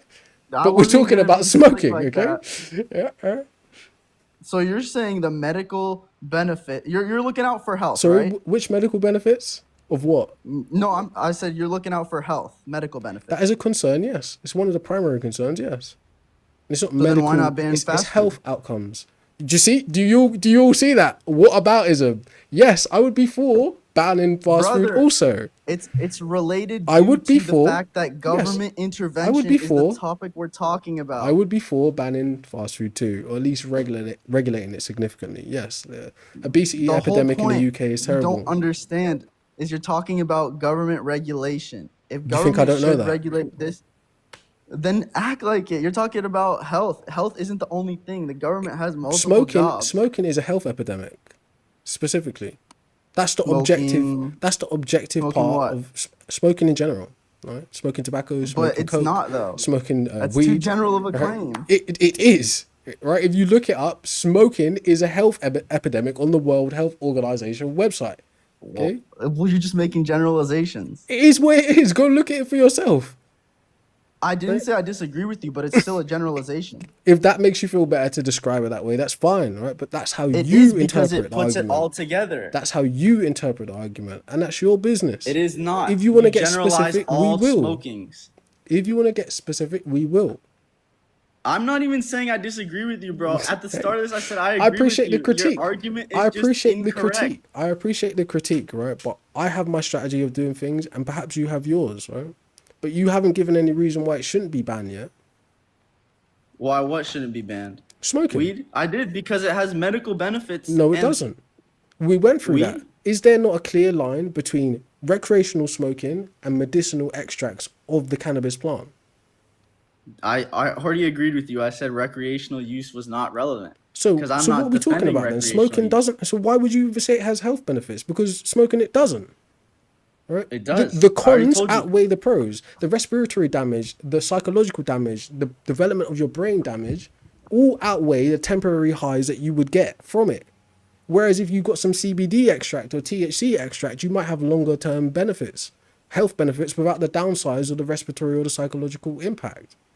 So smoking Well- it doesn't give you medical benefits. It damages you medically or, health wise. So why would That's you say the thing, it? though. The oils or extracts are harder to control. They're more That's potent. nothing to do with smoking, though, people- is it?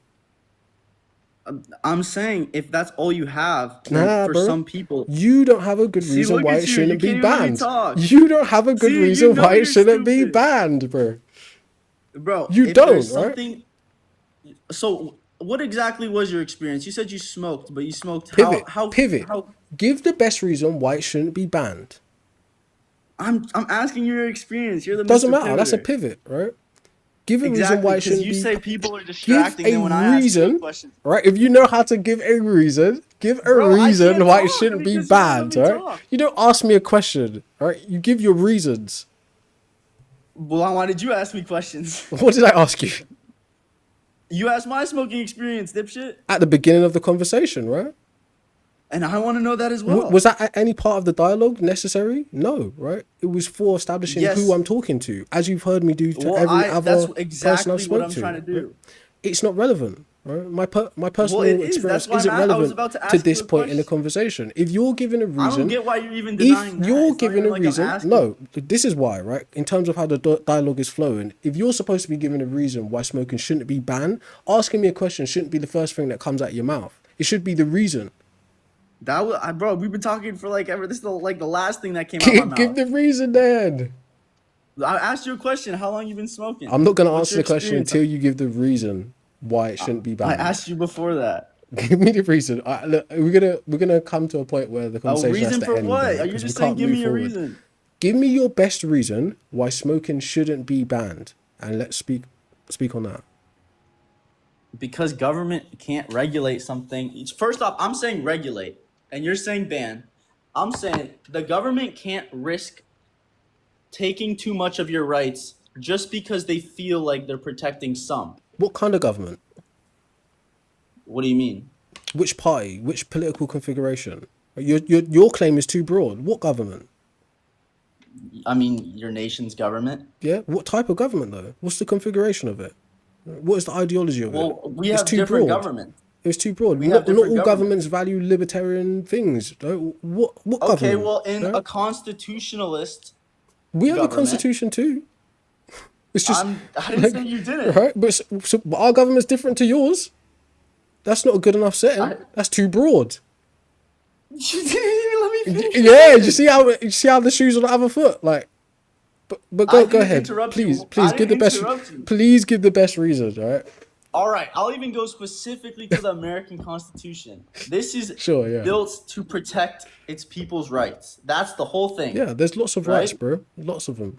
And constitutionalism is the big thing is protecting its citizens' rights. So what I'm saying is Which the right? fact Which that right they're- is? Which right is this impinging on?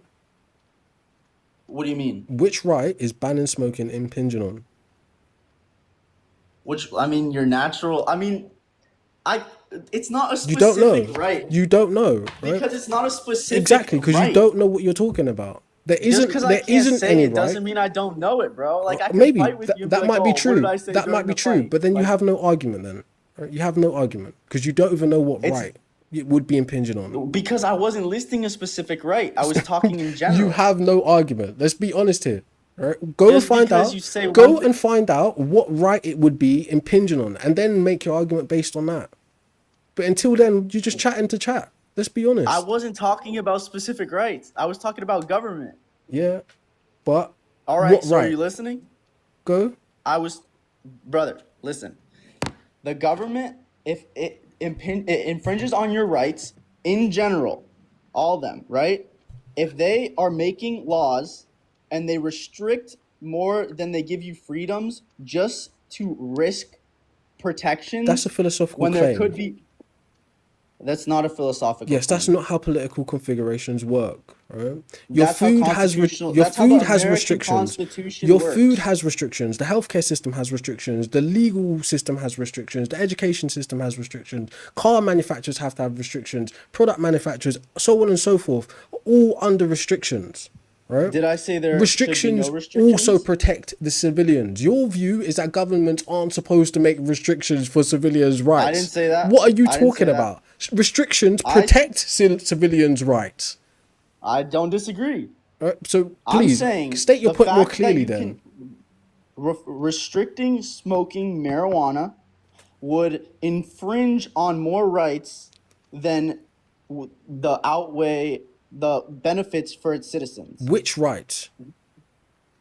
That's not even a valid question. Yes, it Just is. saying which, You're saying it would impinge these various rights. Which rights would it impinge on? you're looking for a specific Any. law or Give something. one. Give a That's group. not what the question's asking. Give give a page of the Constitution.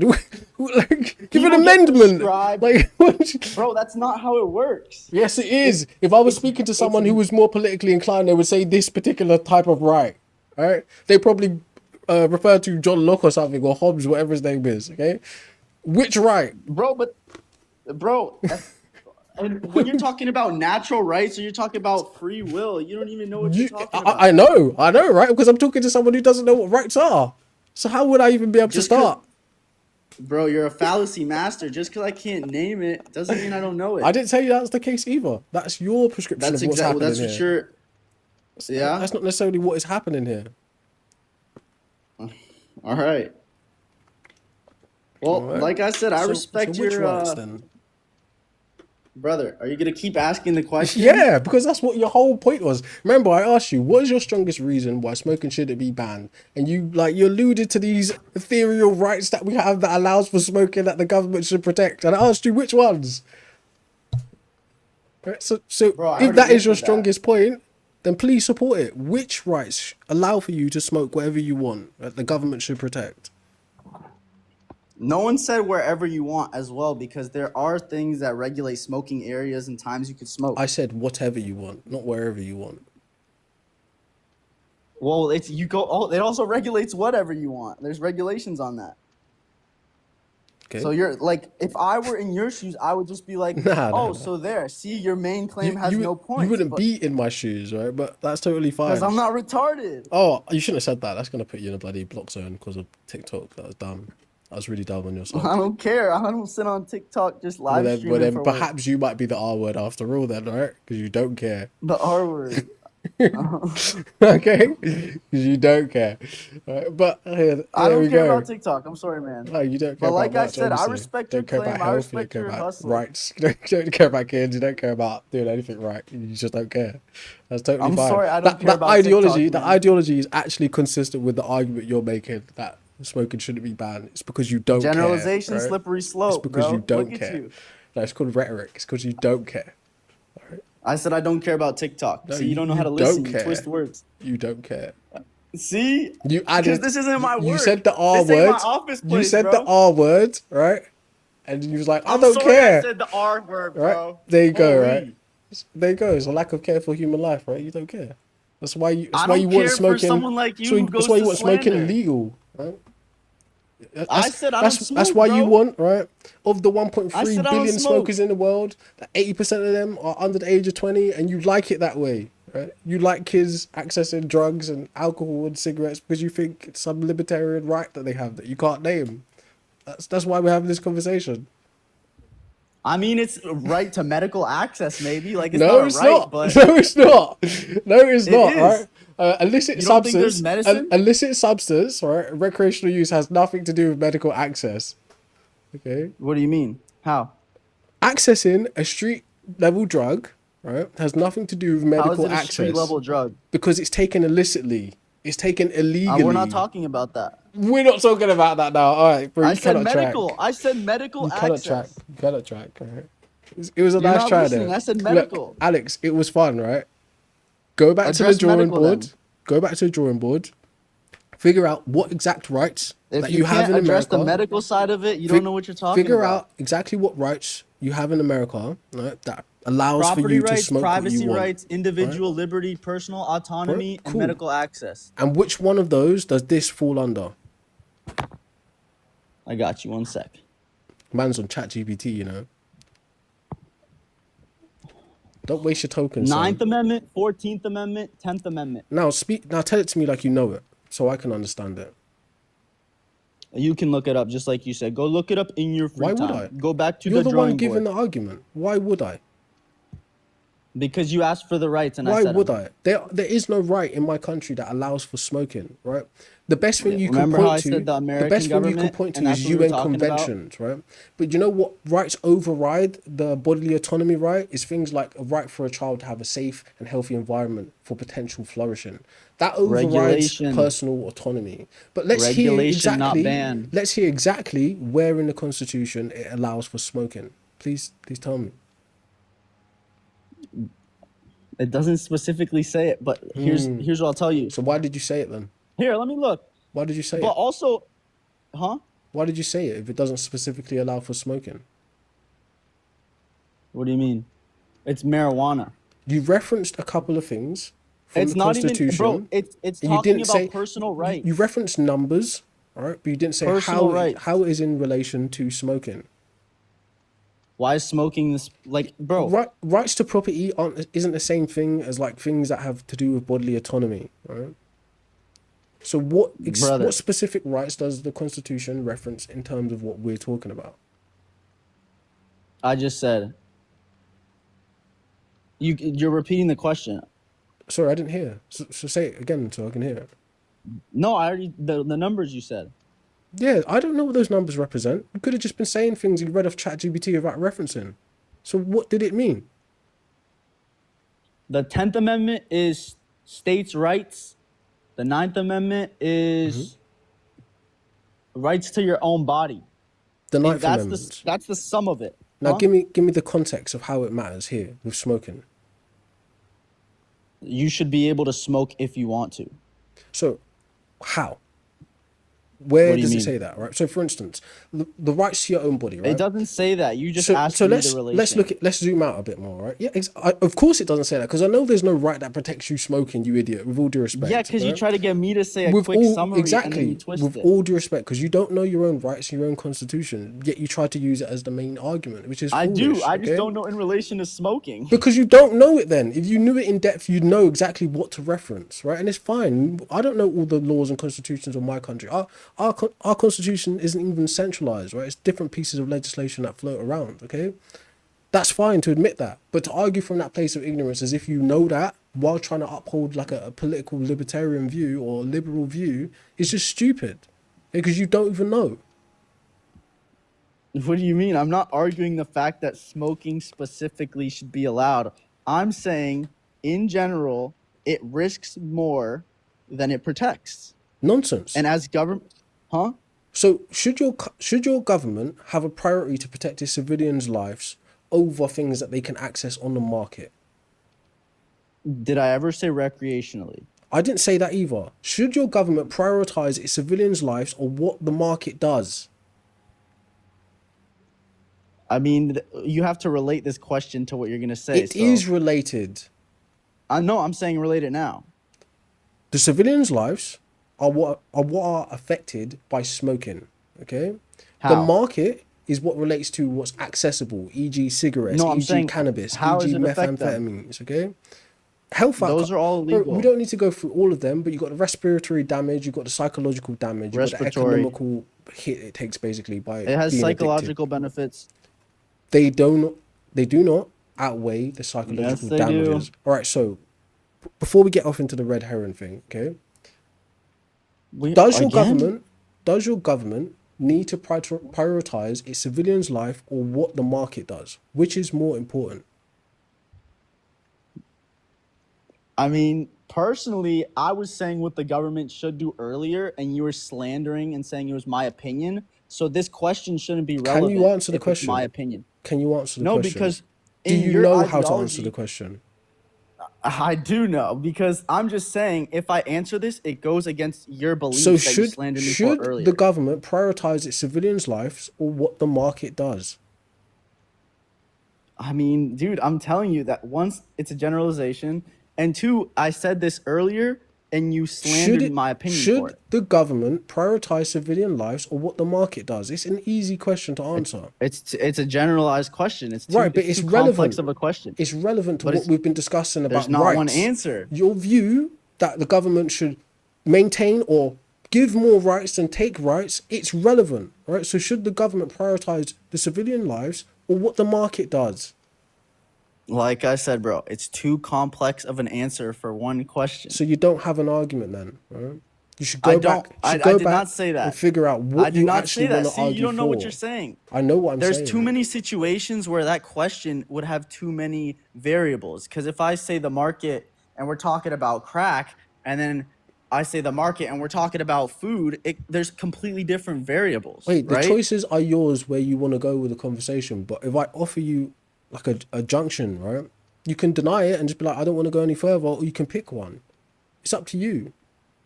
I'm saying you need to switch up your question. I don't have to do anything, right? Because it's relevant to what we're talking about.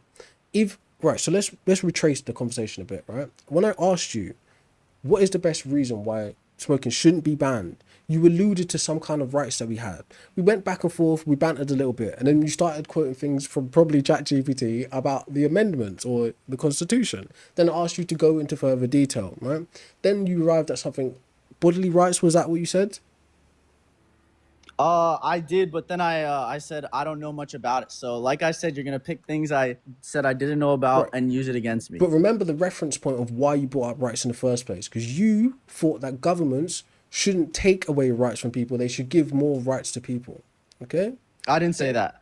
I that said was the they crux should of your argument. You said it wrong. I said when making laws, they shouldn't risk taking more if it ends up taking away from what could be helping the people. Right. I didn't say they should. So the question is now even more relevant. Should the government prioritize civilian lives or what the market does? In relation to drugs? Anything.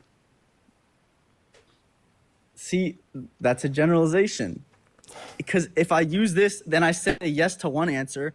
I could have a completely valid argument, but then I use it against something else, and then you slander it. Bro, you gotta pick, bro. If you don't want to continue the conversation, it's totally fine. But if you do want to continue the conversation, how's it's this relevant. both? Right? How can you prioritize two things at once? Compromise.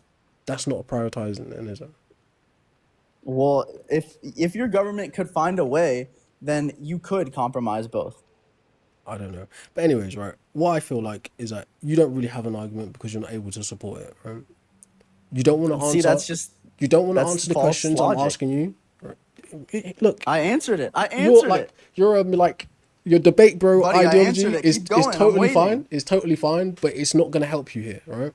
I'm waiting, Understand, bro. I answered your question. Understand Keep the going. road that we walked down to you saying the best reason why the government shouldn't or smoking shouldn't be banned is because it you would said it was impinge my on these best various reason. rights. It's what you. The question was, what is No. your best reason why That's what I'm saying. smoking Just shouldn't be because banned? you say it's my best reason, It's the doesn't one mean you it's the only offered. good reason. It's the one you offered.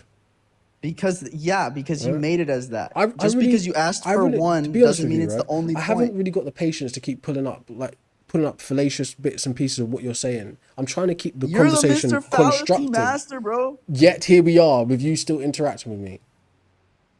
Yeah. 'cause Right, it's exactly. fun. It's funny that, isn't it? Right? It's funny that, right? So that being said, How's when I asked you, right, what is your best reason why it shouldn't be banned? You alluded to some ethereal rights that we apparently have. And we got to this point in the conversation where I asked you, now considering those rights, you're saying how the rights of basically you're saying the people's pros should be prioritized over the cons of regulation, okay? And I asked you, all right, When there is unnecessary risk. extra caveats or not, right? Should the government? That's what I said. It's not extra, bro. Should the government You prioritize? can't twist my words into your own benefit. Bro, this is on YouTube. You can rewind it if you want. All right, I'm just trying to but keep it as I'm- cohesive with all of the distractions that you're offering, right? And it's very difficult. I'm trying to be patient.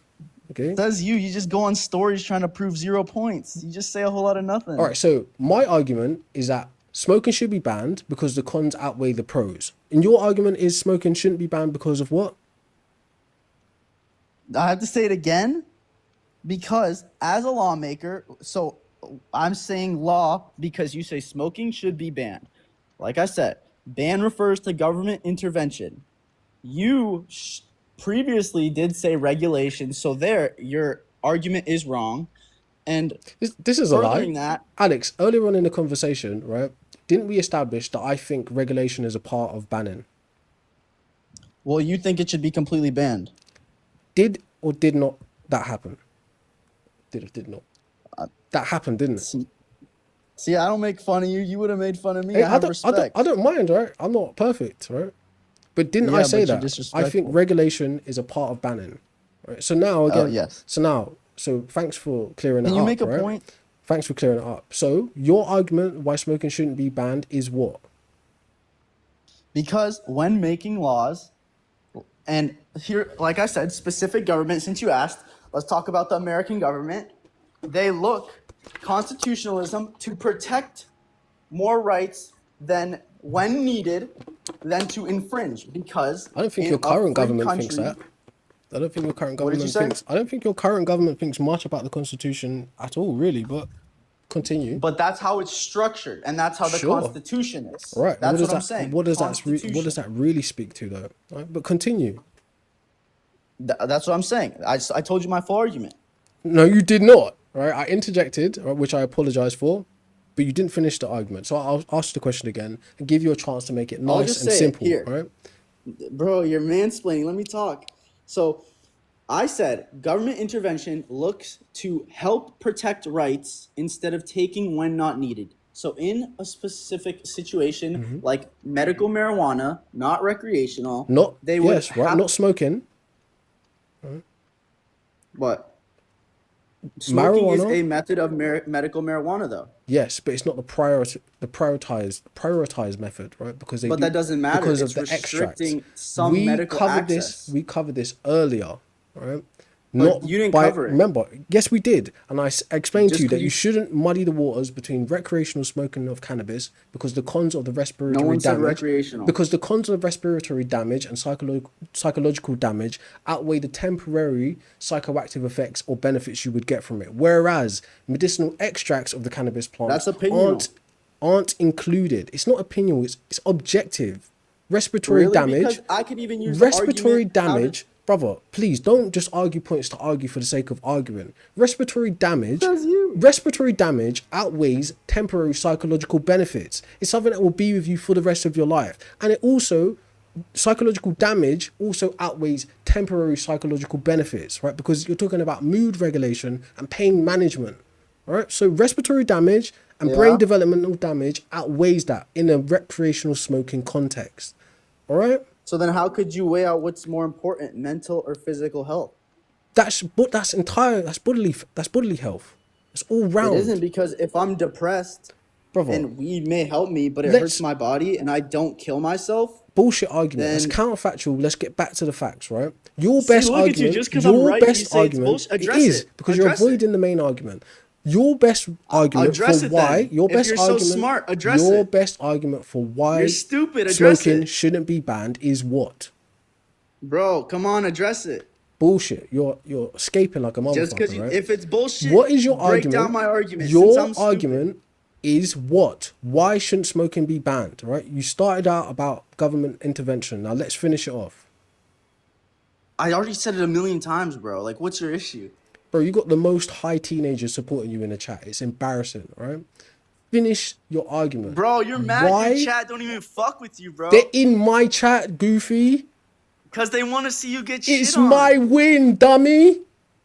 I don't give a I shit. think It's my win, too. Big, right? Anyways, what is the argument that smoking shouldn't be banned?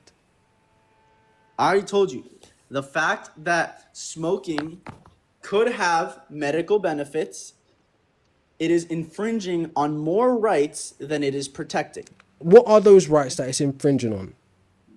Bro, just because I can't name a specific one, We were doesn't getting mean there. It's not. This is what we all went through all of this to get to. What are those rights? Bro, it is not relevant. How is it not It's relevant? right- Your whole argument is hinging on these rights. What are these rights? Bro, you sound like a teenage argument, Fam, bro. look, you guys in your debate club are so goofy. You don't actually care about the real world and real world problems. You just want to debate for the sake of debating. What rights? Bro, I already said Please which state rights, them. but Bro, I did. But the No, thing is, you you're haven't in the picking- context bro, of this answer you're giving. Right? Please state the Bro, rights. I Don't did. distract. So, you're distracting. I was I'm saying keeping you on the topic. rights, and you specifically were pointing out the fact that it listed smoking, right? Please don't distract and tell me what rights. Bro, I'm asking you a question.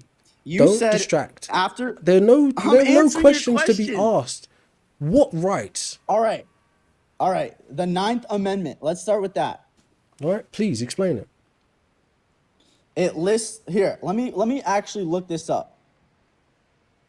Do you want me to get a? Should I go look up now if you're gonna ask all these specific questions? All right, go look it up. I'll mute you and we'll listen back to the last couple of seconds of the conversation. Go look it up. Right.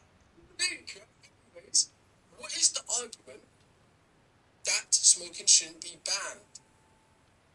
I told you, the fact that smoking could have medical benefits, it is infringing on more rights than it is protecting.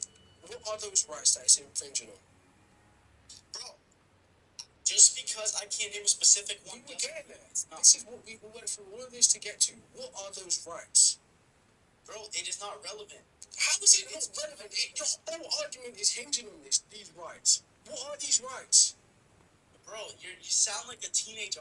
Smoking could have... So while Alex is looking up the exact rights, should we review the whole argument?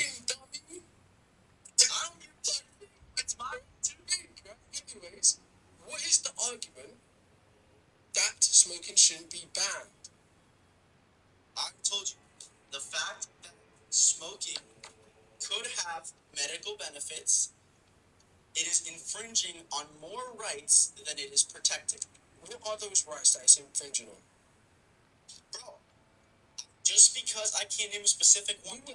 Hopefully he's got them now. All right, there's more to it. Like, are you ready now, Alex? There's plenty of time.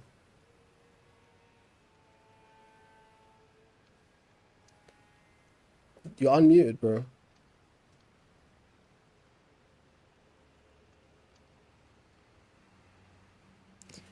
I guess Alex is on a extended ChatGPT break. Sorry, bro. You muted me. You were unmuted for a while, bro.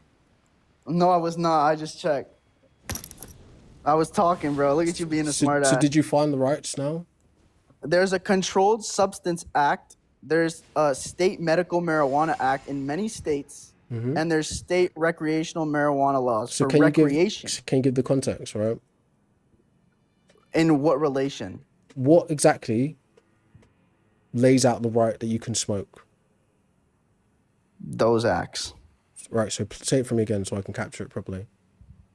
Controlled Substances Act, State Medical Marijuana Act, State Recreational Marijuana Laws. I'll look at the first one. I can't look at 100 at the same time. All right.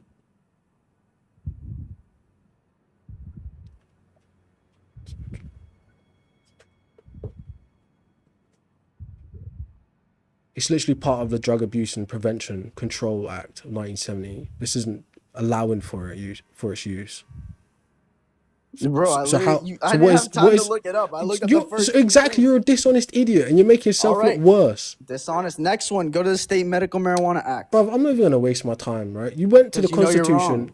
Go. All right. So let's be clear, right? In America, you have a federal government. You have a federal government, right, which controls the main moving politically of your country. Then underneath the federal level, you have the state politics. Each individual state operates under different bylaws and rules compared to other states, right? So if you're going to tell me about specific states that apply to you, this does not speak to the constitutional rights that you cited earlier, okay? Well, it does because the Constitution the state rights are well underneath those. They are well underneath those. Not on a federal level. So if you're talking countrywide, what rights do you have? Bro, that's included in it because states have their own rights in the Constitution. Alex, I'm gonna ask you one last question, right? And I would like you to come back again on the show and just bring the actual facts with you, right? No chat GPT, no chat GPT bullshit. No chat GPT bullshit, right? I didn't use ChatGPT. Arguing with kids. All right, yeah, sure. Claude or Gemini, right? You just. All right, hold on, wait a second. All right. Is that it? You gave up? What rights do you have? With you, right? No ChatGPT. Bro, see, look at you. You're just going back. Alex, I'm gonna ask you one last question. What rights do you have? Because the state rights are what. So All if right, you're bro. gonna If tell you're me, gonna if ignore you're me, gonna I'm tell just me gonna hop about off. specific states that apply to you, this does not speak to. It's fair. I would give up Each too if I were you, individual bro. state operates under Marijuana Act. Bro, I'm not even gonna waste my time. All right, buddy. I'll see you later. I Oh, would you hope giving you get up? a Why are you job and running maybe a away? life. Why are you running away? You Don't ignored run. me. I've been talking to Don't you. run. We're just listening to the conversation. Because you're not answering. I have better things to do. Obviously, you don't. I already wasted enough of my valuable time on you. I hope everyone in this chat has a Listen, great day, and I hope you you have a coward. shitty You fucking coward. day I can't have a because you're a shitty dumb day. fucking retard. It's Sunday. I don't give It's a Sunday. shit. I hope. You know, like easy like Sunday morning. It's like I can't have a bad day. Oh, okay. I wonder why I didn't have time to look it up. This isn't allowing for it, dude. It's literally part of the Drug Abuse and Prevention Control Act 1970. This isn't allowing for it, dude, for its use. So how? Time to look it up. I looked up part of the Drug Abuse What was that? and Prevention Control Act 1970. This isn't allowing for it, dude, for its use. So how? Time to look it up. I looked up exactly. Bro dropped, bro. Terrible kids, man. Terrible kids, man. You got a lot to learn, right? How embarrassing. Anyways, any more debate clubbers? What about some people who actually care about the world, right? It's sick, man. Like, shit like that is what allows for the worst things in the world to happen. Because people don't care about what they're actually arguing for. They just want to argue. Right? Which is dumb, with all due respect. Now, if your job is to, like, sharpen your skills for something more important later, sure, right? But what a foolish... anyways, it's TikTok, right? With all due respect. What do we expect, right? It's TikTok. Anyways, right, I think that'll be the last one for the afternoon. Brother, imagine me being paid by a big corporation to say the type of stuff that I say. Does that even make sense? Okay? Does that even make sense? Right? If anything, I'm the one that's at risk out here talking about this type of shit. Not you guys with your fucking anonymous avatars and you're swiping through. I got a name, I got a face, I got a life, I got a job. You motherfuckers probably ain't got any of those things, okay? I take the risk because I care. You're just here to see. Right? Don't forget that. But anyways, maybe I'll come back at some point in this week. But, or maybe I won't. But yes, if you enjoyed this type of content, consider following. I actually consider going out there and sharing the facts about, you know, there's 1.3 billion smokers in the world and 80% of them all start smoking before the age of 20 and are chemically dependent by the time they're 18. So this demonstrates that the tobacco industry is particularly predatory against kids, and it's about coercing your rights and your freedoms away from you as a child to make you a lifelong customer that will eventually die from your drug, alcohol, or tobacco use, right? So make sure you tell somebody, because somebody cares about you, just not me. I'm joking.